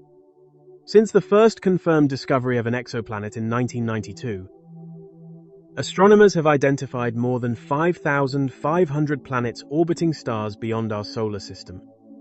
These worlds are known as exoplanets. The discoveries have revealed an extraordinary diversity of planetary systems across the galaxy. Some exoplanets are extremely large. A class of planets known as hot Jupiter consists of massive gas giants that orbit extremely close to their parent stars. These planets can be several times more massive than Jupiter. One example is HD 189733b. This planet has a mass roughly 13 times greater than Jupiter. Because it orbits so close to its star, one full orbit takes only about 3 Earth days. At the opposite extreme, some exoplanets are incredibly small. An example is Kepler 37b. This tiny world is roughly the size of Moon and has a diameter of about 2,400 miles. It completes an orbit around its star every 13 days. Astronomers have also discovered planets located in the habitable zone, the distance from a star where temperatures might allow liquid water to exist on a planet's surface. One interesting example is Kepler 452b. Kepler 452b is about 60% larger than Earth and orbits within the habitable zone of its star. It lies roughly 1,800 light-years away from us. Although we will likely never travel to such distant worlds, their discovery shows that planets similar to Earth may be far more common in the universe than we once imagined. The variety of exoplanets shows us that planetary systems come in all configurations. Some stars have multiple planets packed close together. Others have planets in highly elliptical orbits. Some planets orbit binary star systems with 2 suns in the sky. The diversity is stunning. But here's what matters for our discussion. Earth is just one planet among thousands we've discovered, and likely billions that exist in the Milky Way alone. Earth isn't unique in being a planet. It's not even unique in being a rocky planet roughly our size. There are probably millions or billions of Earth-sized rocky planets in the Milky Way. Since the first confirmed discovery of an exoplanet in 1992, astronomers have identified more than 5,500 planets orbiting stars beyond our own. These worlds are known as exoplanets. These discoveries have revealed an extraordinary diversity in planetary systems throughout the galaxy. Some exoplanets are extremely large.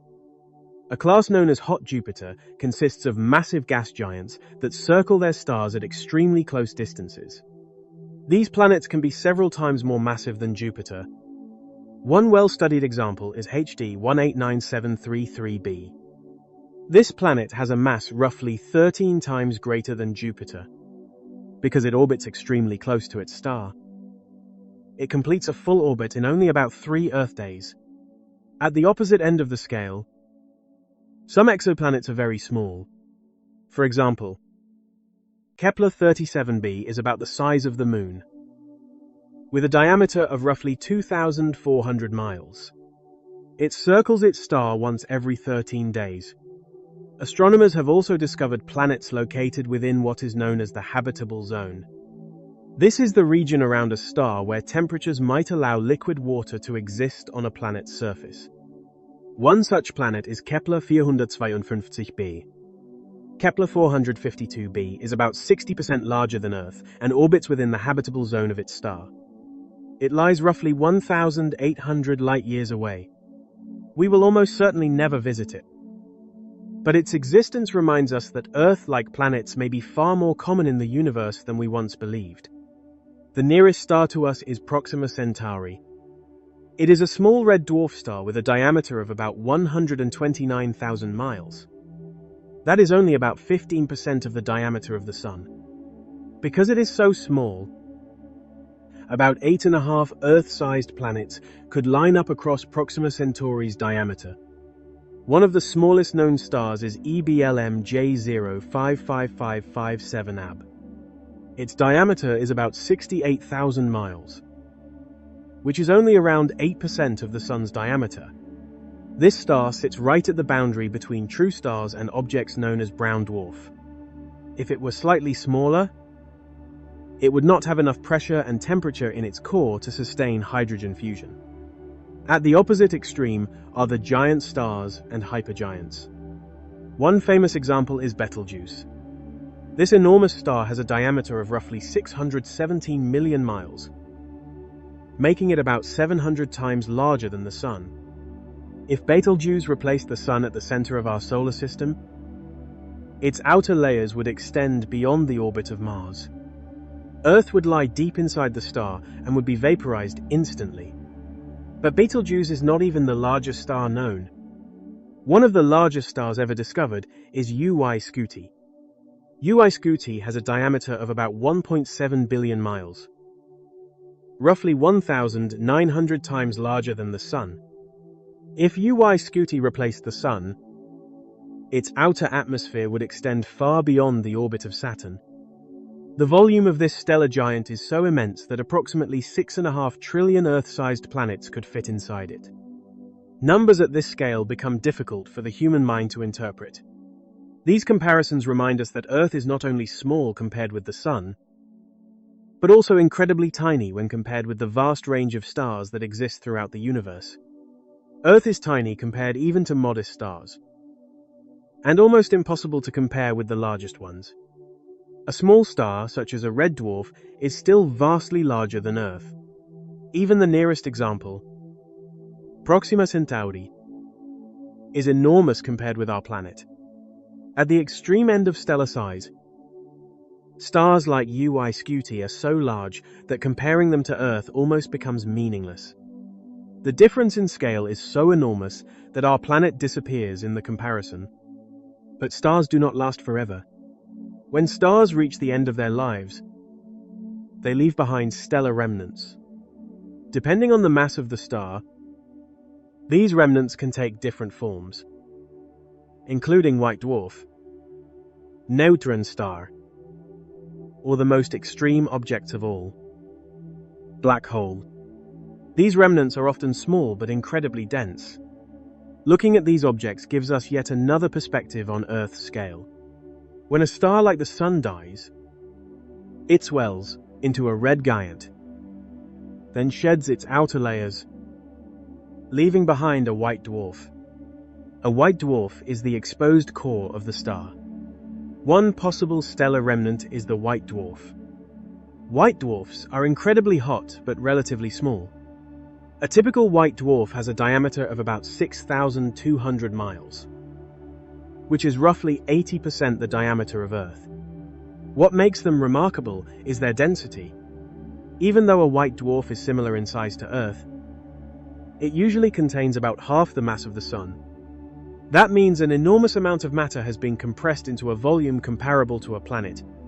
The density is about 1 million times greater than the average density of Earth. At this density, a single teaspoon of white dwarf material would weigh roughly 5 tons on Earth. When more massive stars reach the end of their lives, they may explode as a supernova. After the explosion, the collapsed core can become a neutron star. Neutron stars are even more extreme. They are typically only about 12 miles across, roughly the size of a large city. Despite their small size, they contain about 1.4 to 2 times the mass of the Sun. Their density is so enormous that a teaspoon of neutron star material would weigh about 4 billion tons. In the most extreme cases, the core of a very massive star can collapse even further and form a black hole. Inside a black hole, gravity becomes so intense that nothing can escape from it. Not even light itself. The supermassive black hole at the center of the Milky Way is Sagittarius A*. This black hole has a mass about 4 million times greater than the mass of the Sun. Yet, its event horizon, the boundary beyond which nothing can escape, is only about 17 times the diameter of the Sun. For an object containing millions of solar masses, that size is surprisingly compact. A much larger example exists in Messier 87. At the center of this galaxy lies a supermassive black hole known as M87*. In 2019, astronomers working with the Event Horizon Telescope collaboration captured the first direct image of this black hole's shadow. M87 star has a mass about 6.5 billion times the mass of the Sun. Its event horizon stretches roughly 23.6 billion miles across. That distance is about 250 times greater than the distance between the Sun and Earth. Even though that scale is enormous by planetary standards, it is still tiny compared with the vast galaxy that surrounds it. These extreme stellar remnants remind us of an important principle in astrophysics. Size and mass do not always scale together. Objects in the universe can contain extraordinary amounts of mass while remaining surprisingly small in physical size. A white dwarf is smaller than Earth, but more massive than the Sunday. A neutron star is the size of a city, but contains more mass than the Sunday. These objects are dense beyond anything we encounter in everyday life. But they also remind us that Earth, even though it's small, is actually pretty big for a solid object. Most solid objects in the universe are smaller than Earth. Moons, asteroids, and all stellar remnants tend to be smaller. Earth is a medium-sized rocky planet. And that's actually pretty substantial in the grand scheme of things. We've talked about the Milky Way, but let's look more carefully at galaxy sizes. Because galaxies vary enormously, and understanding this helps us see where the Milky Way fits, which in turn helps us understand where Earth fits. Dwarf galaxies are the most common type of galaxy in the universe. These galaxies typically contain anywhere from a few million to a few billion stars and usually span only a few thousand light-years across. One nearby example is the Large Magellanic Cloud. This galaxy contains roughly 10 billion stars and measures about 14,000 light-years across. Its companion, the Small Magellanic Cloud, is even smaller. Some galaxies are smaller still. Astronomers have discovered extremely faint systems known as ultra-faint dwarf galaxies. One example is Segwe 1. This tiny galaxy contains only about 1,000 stars and spans only a few hundred light-years across. It is so small that it almost resembles a large star cluster rather than a full galaxy. These small galaxies are extremely common. Nearly every large galaxy is surrounded by many smaller satellite galaxies. The Milky Way has roughly 50 known satellite galaxies. The Andromeda Galaxy hosts a similar number. Astronomers believe these small galaxies are remnants of the early stages of galaxy formation. In the early universe, galaxies began as small systems. Over billions of years, they gradually merged together to form the larger galaxies we see today. At the opposite end of the scale are the giant elliptical galaxies. One example is IC 1101. This enormous galaxy spans about 6 million light-years across, making it roughly 60 times larger than the Milky Way. IC 1101 may contain around 100 trillion stars. Over billions of years, it likely grew by merging with and absorbing many smaller galaxies around it. Another well-known giant elliptical galaxy is Messier 87. It measures about 120,000 light-years across, similar in diameter to the Milky Way, but it is much more massive. Messier 87 contains about 1 trillion stars and hosts a supermassive black hole at its center with a mass of about 6.5 billion times the mass of the Sun. Although galaxies like these are spectacular, they are actually rare. Most galaxies in the universe are dwarf galaxies. The Milky Way spans about 100,000 light-years across and contains hundreds of billions of stars. By cosmic standards, that actually places it among the larger galaxies in the universe. Astronomers estimate that roughly 95% of all galaxies are smaller than the Milky Way. In other words, our galaxy sits within the top few percent in terms of size. Yet even a large galaxy like the Milky Way is still dwarfed by the largest galaxies ever observed, such as IC 1901. And when we zoom out further to the scale of galaxy clusters, superclusters, and the cosmic web, even the largest galaxies become small components within much larger cosmic structures. At the scale of galaxies, Earth essentially disappears from view. The Milky Way stretches 100,000 light-years across, while Earth has a diameter of only about 8,000 miles. The ratio between these sizes is so enormous that Earth becomes practically non-existent when viewed at galactic scales. To understand scale from another perspective, it helps to look inward rather than outward. Everything on Earth is made of atoms. An atom is extraordinarily small. The simplest atom is the hydrogen atom. A hydrogen atom has a diameter of about 0.1 nanometer, which means 1/10 of a billionth of a meter. At that scale, you could line up roughly 10 million hydrogen atoms across the width of a single human hair. Earth has a mass of roughly 6 trillion kilograms. Most of this mass is made of elements such as iron, oxygen, silicon, and magnesium. When scientists estimate the number of atoms that make up Earth, they arrive at an astonishing figure. Our planet contains roughly 1.3 times 10 to the power of 50 atoms, which is 13 followed by 49 zeros. This number is almost impossible for the human mind to grasp. If you tried to count atoms one by one at a rate of 1 atom per second, it would take far longer than the entire age of the observable universe to finish counting them all. And Earth is just a single planet. Imagine how many atoms exist in the Sun, which is more than 300,000 times more massive than Earth. Or how many atoms exist within the Milky Way, or across the entire observable universe. Atoms themselves also contain internal structure. At the center of every atom lies a tiny region called the nucleus. This nucleus is made of two kinds of particles, proton and neutron. The nucleus is extremely small compared to the atom itself. It is roughly 100,000 times smaller than the full diameter of the atom. To visualize this, imagine an atom scaled up to the size of a football stadium. In that model, the nucleus would be about the size of a marble located at the center of the field.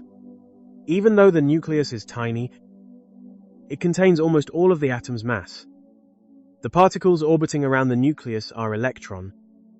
Electrons occupy most of the atom's volume. but they contribute only a small fraction of its mass. Protons and neutrons are about 1,800 times more massive than electrons. Even these particles are not fundamental. Protons and neutrons are made of smaller particles called quark. 3 quarks combine together to form either a proton or a neutron, revealing yet another deeper level of structure within matter. Quarks are fundamental particles as far as we know. They're not made of anything smaller. The point of all this is that matter, including Earth, has structure at many different scales. Atoms are made of nuclei and electrons. Nuclei are made of protons and neutrons. Protons and neutrons are made of quarks. And at each scale, there's mostly empty space. An atom is mostly empty space between the nucleus and the electrons. If you removed all the empty space from atoms, if you compressed Earth so that all its atoms were touching nucleus to nucleus, Earth would be about the size of a large building. All the matter in Earth, compressed to nuclear density, would fit in a sphere about 600 feet across. That's still a lot of material. But it's tiny compared to Earth's actual 8,000-mile diameter. This shows us that even solid objects like Earth are mostly empty space. The same is true throughout the universe. Stars, planets, galaxies, everything is mostly empty space. The universe is far emptier than it appears. Let's add another dimension to our understanding of Earth's scale. Not just how big it is in space, but how long it's existed in time. Earth formed about 4.54 billion years ago from the same disk of gas and dust that formed the Sun and the rest of the solar system. The early Earth was a molten ball, constantly bombarded by asteroids and comets. Over time it cooled, developed a solid crust, and eventually gained an atmosphere and oceans. Life appeared relatively quickly after Earth became habitable. The oldest evidence of life dates back about 3.8 billion years. These were simple single-celled organisms similar to modern bacteria. For most of Earth's history, life consisted only of these simple forms. Complex multicellular life did not appear until about 600 million years ago. The Cambrian explosion, about 540 million years ago, saw a rapid diversification of life forms. Since then, life has evolved through many different forms. Dinosaurs appeared about 230 million years ago and went extinct about 66 million years ago. Humans appeared only about 300,000 years ago.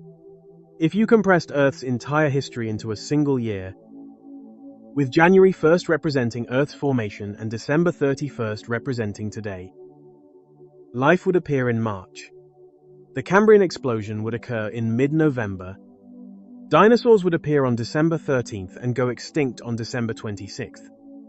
Humans would appear at 11:56 p.m. on December 31st. All of recorded human history would occupy only the last 10 seconds of the year. But let's zoom out even further. The universe is about 13.8 billion years old. Earth formed about 9.3 billion years after the Big Bang. That means Earth has existed for only about 33% of the universe's history. In other words, the universe is roughly 3 times older than Earth. And the universe still has a very long future ahead of it. Current evidence suggests the universe will continue expanding forever. And stars will continue forming for trillions of years, though the rate of star formation will decline over time. Eventually, in about 100 trillion years, all the gas in galaxies will be used up and star formation will cease. The universe will enter what's called the degenerate era, where the only sources of light are long-lived red dwarf stars and slowly cooling white dwarfs. Even those will eventually fade. In about 1 quintillion years, that's one followed by 18 zeros. Even the longest-lived stars will die. The universe will be filled only with stellar remnants, black holes, and perhaps some exotic objects we haven't discovered yet. Black holes themselves will eventually evaporate through a process called Hawking radiation. A supermassive black hole like the one at the center of the Milky Way will take about 10 to the power of 100 years to evaporate. That is 1 followed by 100 zeros. This is so far in the future that it is almost meaningless to contemplate. Earth's existence, by comparison, is brief, about 4.5 billion years. In a universe that is 13.8 billion years old and expected to last for trillions upon trillions of years more, Earth's time in the universe is like a single heartbeat in a human lifetime. No, it is even shorter than that.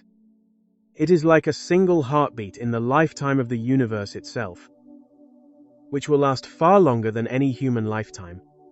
Let's bring everything together now. We've looked at Earth from many angles. We've compared it to the Moon, the Sun, the Solar System, nearby stars, the Milky Way, galaxy clusters, superclusters, and the cosmic web. We've looked at the structure of matter and the scale of time. Every comparison shows the same thing. Earth is small. Not just small, but tiny. Incomprehensibly tiny. When compared to the full scale of the universe, the observable universe is about 93 billion light-years across. It contains roughly 2 trillion galaxies, and each galaxy contains anywhere from millions to trillions of stars. The total number of stars is estimated to be around 200 billion trillion. Earth is just one planet orbiting one star in one galaxy among 2 trillion galaxies. If you selected a random star in the observable universe, the chance of picking the Sun would be about 1 in 200 billion trillion. And even if you somehow selected the Sun, you would still need to choose Earth from among 8 planets, dozens of moons, and countless asteroids and comets. The chances of randomly selecting Earth out of all the objects in the observable universe are so small that the number is effectively 0. Earth is not just rare, it's vanishingly rare. But here's something to consider. The observable universe is just what we can see. The actual universe is larger, possibly infinitely larger.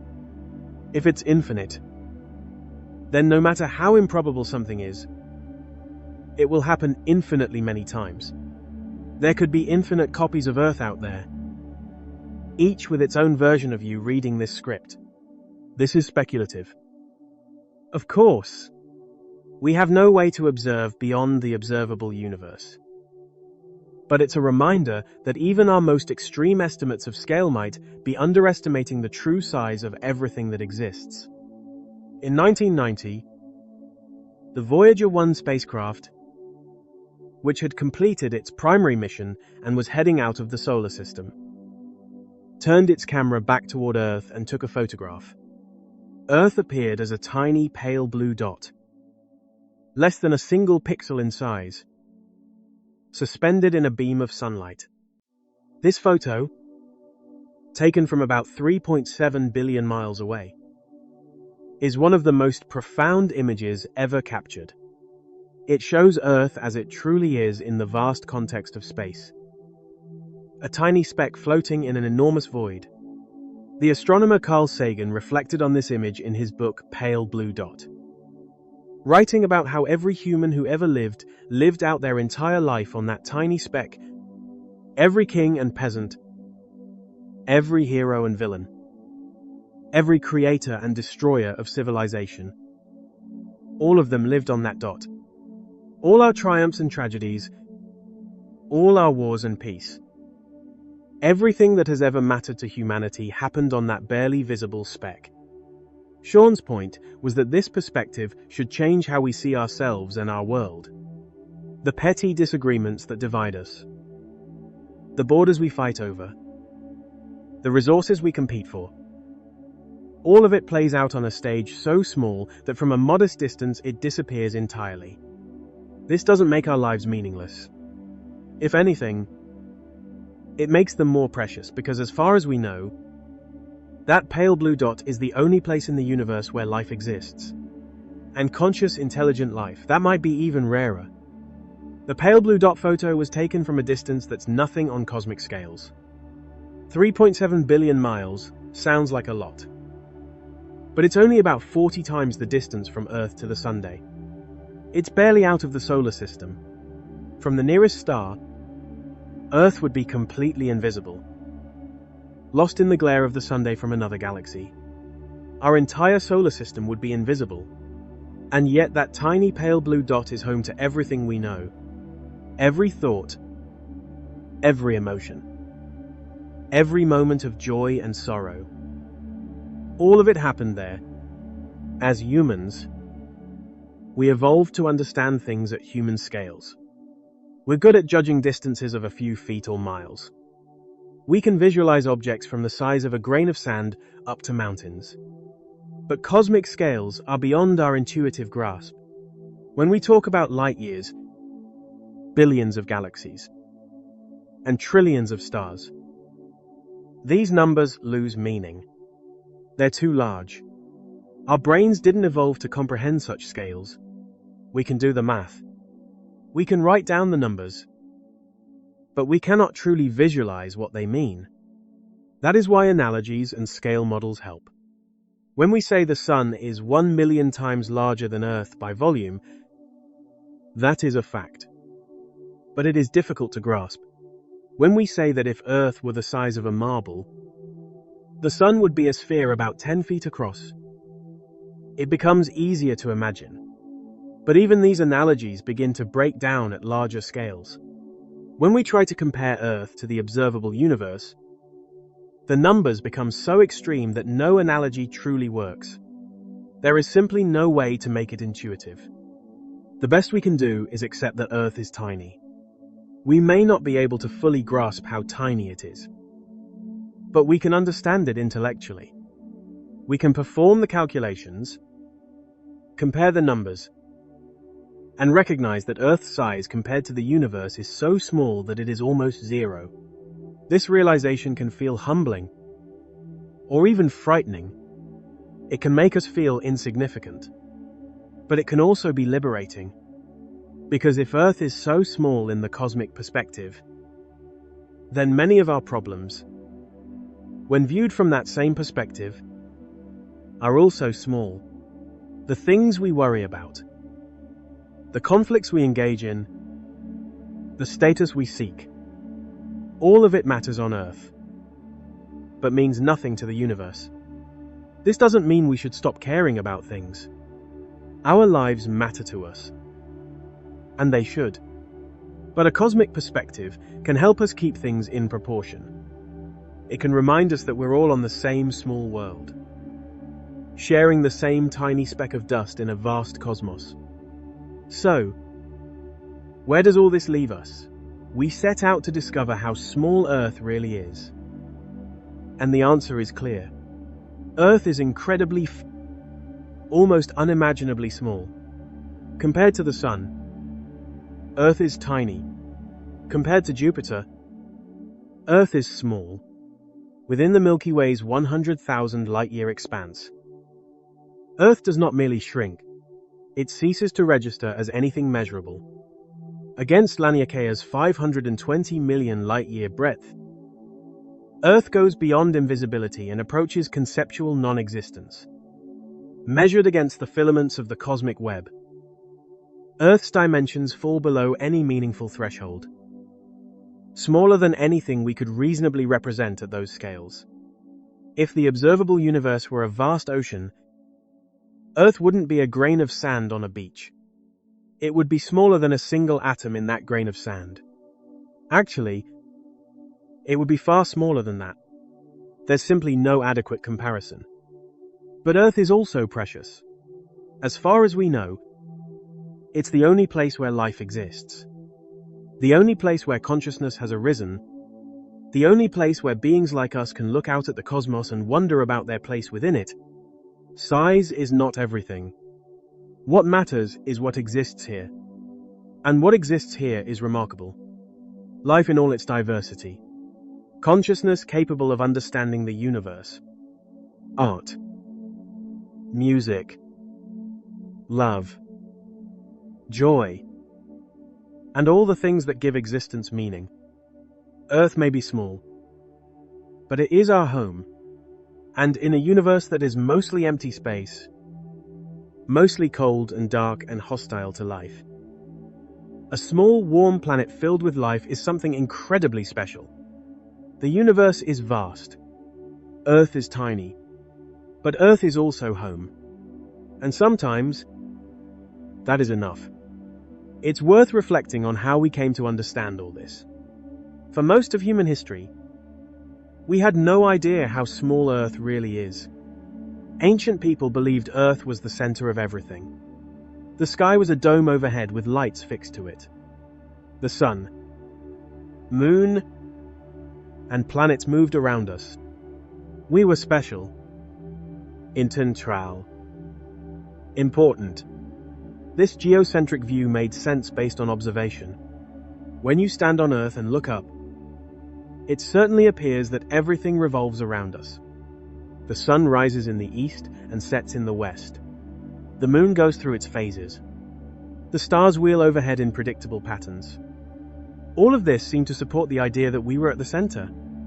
Greek philosophers like Aristotle developed elaborate models of the cosmos with Earth at the center. These models worked reasonably well for predicting planetary positions. They could explain the motion of the planets. Though the explanations became increasingly complex, planets didn't move in simple circles around Earth. They moved in circles that moved in circles called epicycles. This geocentric model dominated Western thought for nearly 2,000 years. It wasn't just an astronomical model. It was deeply connected to philosophy and religion. Earth being at the center meant humans were central to creation. We believed we were the center of everything. The cosmos existed for us. The first major challenge to that idea came from Nicolaus Copernicus in the 16th century. Copernicus proposed that the sun, not Earth, was at the center. Earth was simply another planet orbiting the sun. This heliocentric model was simpler and more elegant than the geocentric model. It did not require complicated epicycles. Planets moved in relatively simple paths around the sun. But Copernicus's model was controversial. It challenged deeply held beliefs about humanity's place in the cosmos. If Earth was not at the center, did that make us less important? The Catholic Church initially opposed heliocentrism, believing it contradicted Scripture. In the early 17th century, Galileo Galilei provided strong evidence for the heliocentric model. Using one of the first telescopes, Galileo observed the phases of Venus, which showed that Venus must orbit the Sun, not Earth. He also discovered 4 moons orbiting Jupiter, proving that not everything in the heavens revolved around Earth.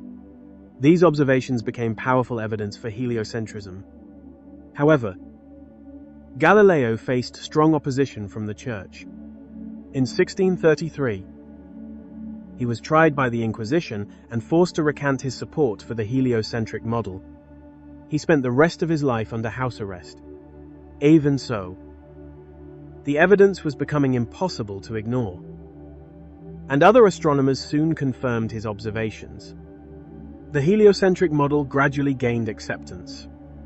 Johannes Kepler refined the model by demonstrating that planets move in elliptical orbits, not perfect circles.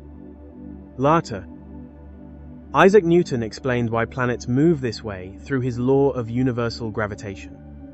By the 18th century, heliocentrism was firmly established. Earth was no longer at the center of the cosmos. We orbited the sun like the other planets. But many people still believed the sun might sit at the center of the universe. After all, the sun was special. It was the largest object we knew, and it seemed reasonable to imagine that it occupied a privileged position.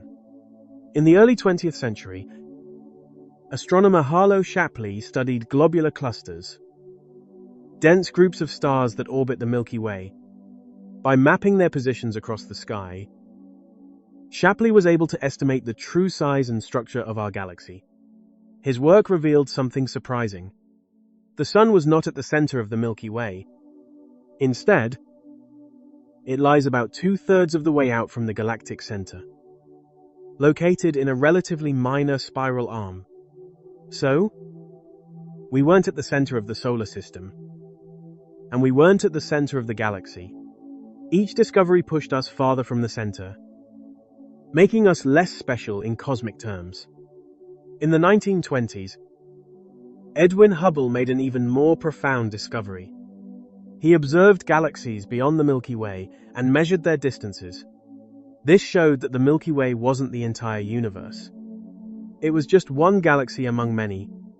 Hubble also discovered that galaxies are moving away from us, and the farther away they are, the faster they're receding. This led to the Big Bang theory, the idea that the universe began in a hot, dense state and has been expanding ever since. These discoveries revolutionized our understanding of the cosmos. The universe was far larger than anyone had imagined. It was filled with billions of galaxies, each containing billions of stars. And Earth. Earth was one planet, orbiting one star in one galaxy among billions. We were no longer central. We were peripheral, ordinary, insignificant in cosmic terms. In the decades since, our understanding has continued to expand. We've discovered exoplanets, showing that planets are common around other stars. We've mapped the cosmic web, revealing structures on scales of billions of light years. We've measured the expansion rate of the universe and discovered dark matter and dark energy. Each discovery has reinforced the same message. The universe is vast and Earth is tiny. But these discoveries haven't made life meaningless. If anything, they've made it more precious. Because in all that vastness, Earth is the only place we know where life exists. We might be tiny, but we're also unique, at least as far as we know. Given the enormous size of the universe and the vast number of stars and planets, a question naturally arises. If life is possible, should it not be common? And if life is common, where are all the aliens? This question is known as the Fermi paradox, named after physicist Enrico Fermi, who reportedly asked, "Where is everybody?" during a lunch conversation in 1950. The paradox is simple. The universe is old and vast. Even if intelligent civilizations are rare, there should still be many scattered across the galaxy. Some of them could be millions or even billions of years older than us. With that much time, they could have spread across large parts of the galaxy. So why have we detected no clear sign of them? There are many proposed explanations for the Fermi paradox. One possibility is that intelligent life is extremely rare. The transition from simple life to complex life might be incredibly difficult. Intelligence itself may rarely evolve. It is also possible that technological civilizations tend to destroy themselves soon after reaching advanced levels of technology. If any of these ideas are correct, we might be the only intelligent species in our galaxy, or perhaps even in the entire universe. Another possibility is that other civilizations do exist but choose to remain quiet. They may have learned that broadcasting their presence across space could be dangerous. Some may deliberately avoid contact with other species. Others might simply be waiting for younger civilizations like ours to reach a certain level of development before making themselves known. There is also the possibility that civilizations exist but communicate in ways we cannot yet detect. For decades, we have searched mainly for radio signals, but advanced civilizations might use entirely different technologies or forms of communication that remain invisible to our current instruments. Quantum communication or technologies we haven't imagined yet. Another sobering possibility is that space is simply too big. Even if civilizations are common, the distances between stars are so vast that contact is effectively impossible.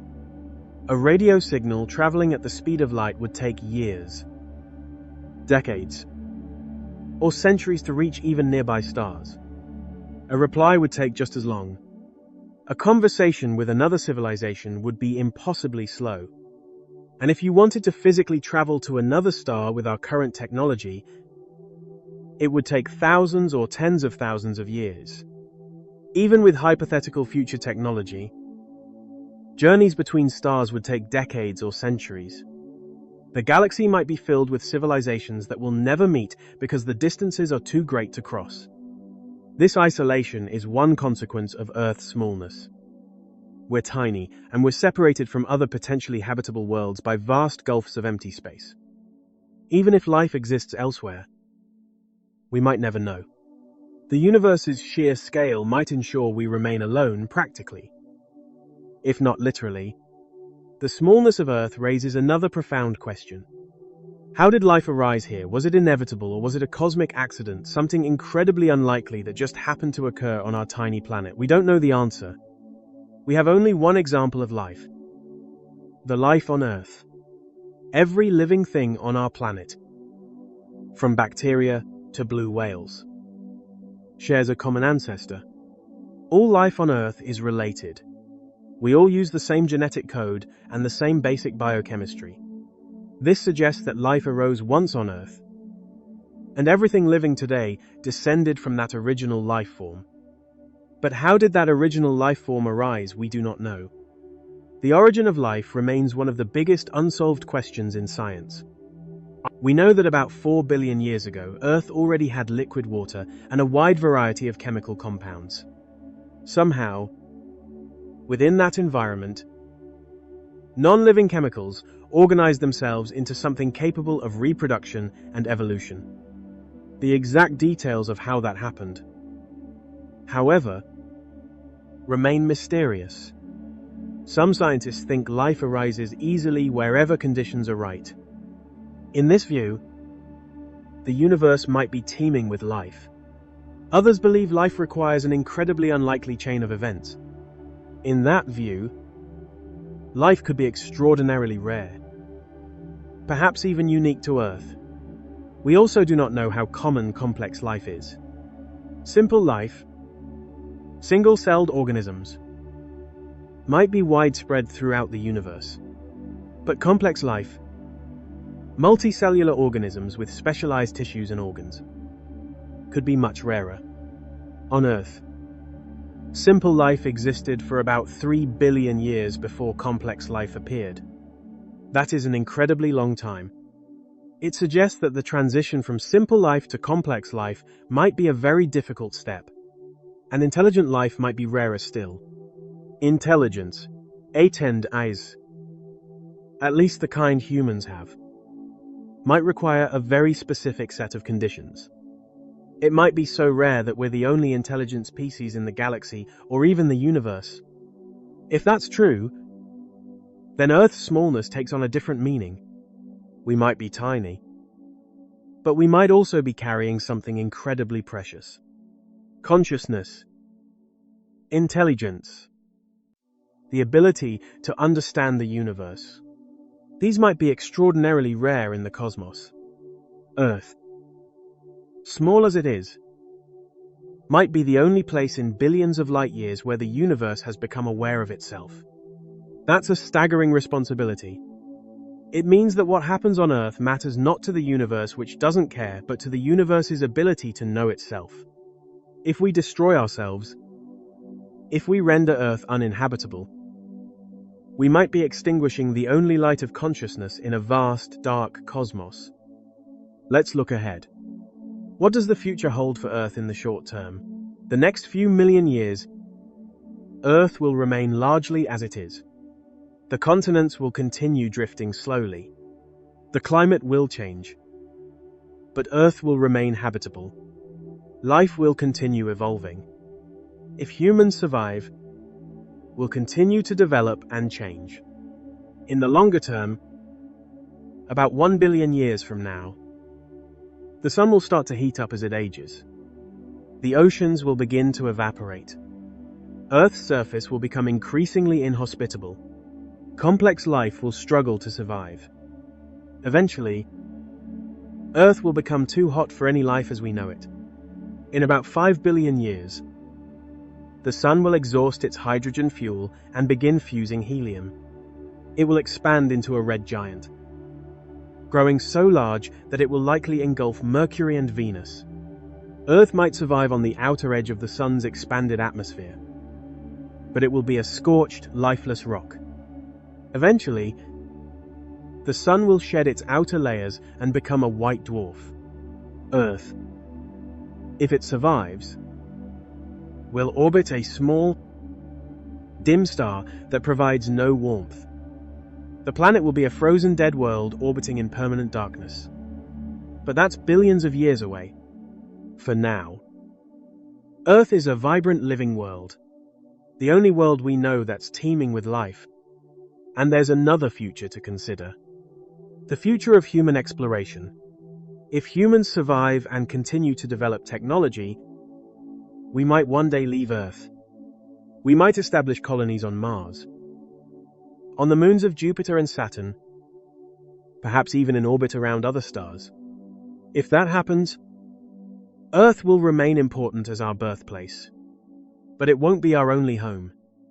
We'll be a spacefaring civilization spread across multiple worlds. Earth will be one planet among many that humans inhabit. But even if we spread throughout the galaxy, even if we eventually inhabit thousands of worlds, the scale of the universe will remain humbling. The Milky Way is just one galaxy among trillions. Human civilization, no matter how far it spreads, will occupy only a tiny fraction of the cosmos. As we approach the end of our journey through the cosmos, it's worth pausing to consider what makes Earth truly special. Despite its infinite decimal size, the universe operates on principles of physics and chemistry that are the same everywhere. Stars form, burn, and die according to universal laws. Planets gather from dust and gas through gravitational attraction. These processes occur throughout the cosmos in billions of galaxies around trillions of stars. Yet Earth stands apart in one crucial way. It harbors something that might be extraordinarily rare, or even unique. The emergence of complexity from simplicity, the organization of matter into living systems, and most remarkably, the evolution of consciousness, capable of understanding its own place in the cosmos. Think about that paradox for a moment.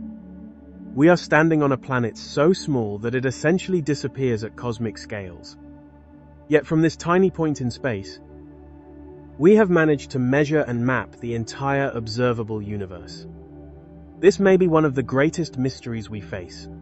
How did unconscious matter organize itself into conscious observers? How did atoms, following simple physical laws, arrange themselves into beings capable of wonder, capable of asking questions about their own existence? The fact that you are listening to these words right now, understanding them, and thinking about your place in the universe may be more remarkable than any of the vast cosmic structures we have discussed.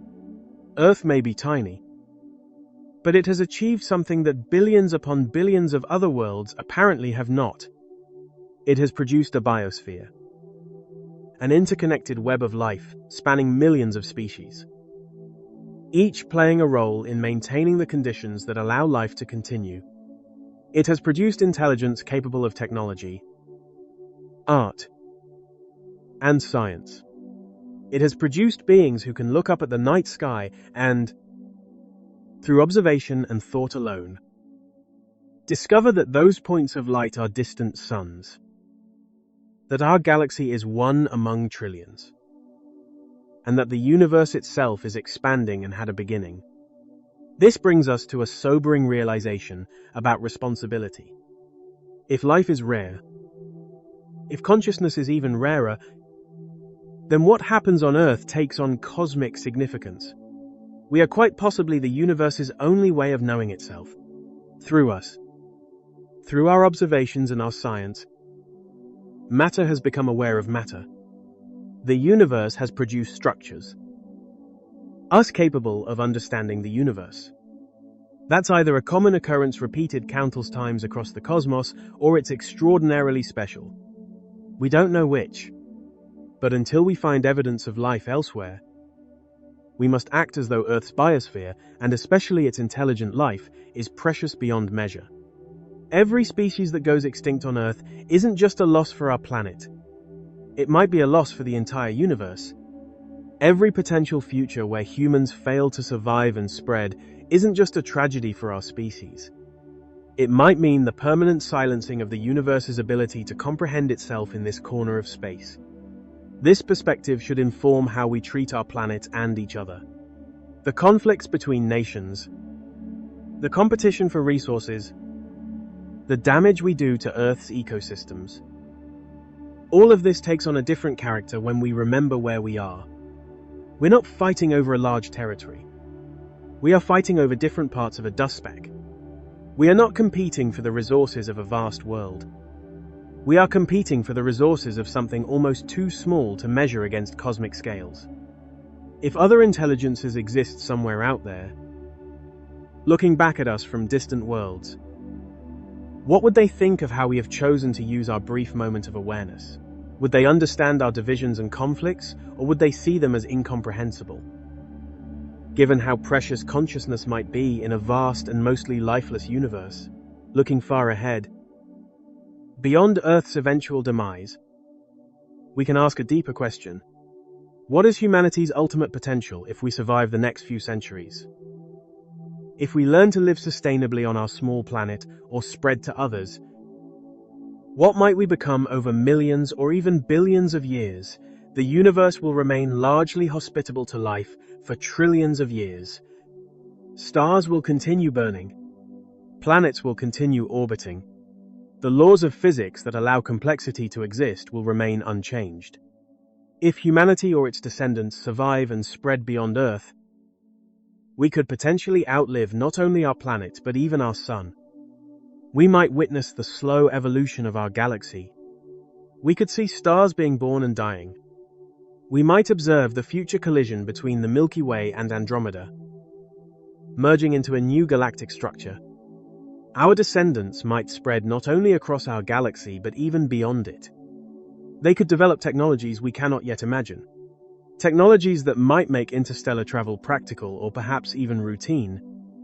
They might transform themselves, merging with machines or adopting new biological forms better suited for space travel or life in extreme environments. They might spread Earth's biosphere across thousands or even millions of worlds. Or they might fail. Civilizations could be fragile. Brief sparks of consciousness that flicker for a moment and disappear on the vast timescale of the universe. We might destroy ourselves through war, through environmental collapse, through technologies we develop faster than we develop the wisdom to use them. Earth might return to a world of simpler life, or even to a lifeless state, and the universe would continue on vast and uncaring. The choice, to the extent we have one, is ours. Earth is tiny. Yes. Our individual lives are brief. Yes. But the cumulative effect of billions of humans making choices, developing technology, creating knowledge, and passing it to the next generation has brought us to a pivotal moment. We are the first species on Earth capable of comprehending the cosmos. We're also the first capable of either spreading life beyond our planet or extinguishing it entirely. We've covered a lot of ground tonight. We started with Earth and zoomed out, comparing it to larger and larger structures until we reached the observable universe itself. And along the way, we discovered something profound. Earth is small, smaller than most people realize. When you compare it to stars, galaxies, and cosmic structures, Earth becomes so tiny that it almost disappears from view. If you made a scale model of the observable universe, Earth would be far smaller than an atom. It would be smaller than anything you could possibly see or measure. It would be, for all practical purposes, non-existent. But Earth is also home. Every human who's ever lived has lived here. Every thought, every emotion, every achievement, all of it happened on this small planet. Earth might be tiny in the cosmic sense, but it's everything to us. And here's the remarkable part. We can understand this. We can comprehend, at least intellectually, how small we are. We can look out at the universe and grasp its scale. That's extraordinary. That's what makes us special. Out of all the planets in all the galaxies, Earth is the one that produced beings capable of understanding the universe. We might not be alone in this. There might be countless other civilizations out there looking up at their own skies and wondering about the cosmos. But we don't know that for certain. Right now, Earth is the only place we know where conscious life exists. That makes Earth precious beyond measure. Size doesn't determine value. What matters is what's here. And what's here on this tiny planet is something remarkable. Life, consciousness, the ability to wonder, to question, to seek understanding. So yes, Earth is small, but it's also irreplaceable. It's the only home we've ever known. And in a universe that's vast and mostly empty, a small world full of life is something to treasure. The next time you look up at the night sky, remember what you have learned. The stars you see are part of the Milky Way, our home galaxy. Those stars are suns, and many of them have their own planets, and our galaxy is only one among trillions, scattered across an almost unimaginably vast cosmos. Earth is tiny within all that vastness, but Earth is also home. And that matters more than size ever could. Thank you for joining me on this journey across the cosmos. If you found this exploration meaningful, please consider liking this video and subscribing to the channel. Your support helps me continue creating these deep explorations of space and our place within it. And remember, you are standing on a planet that is tiny beyond comprehension when compared to the universe. Yet you are also standing on the only world we know that holds life, consciousness, and wonder. That is something worth celebrating. Sleep well tonight, knowing that you are part of something vast and beautiful. The universe is enormous. Earth is tiny, but Earth is precious. And you, living on this small world, are part of that extraordinary story.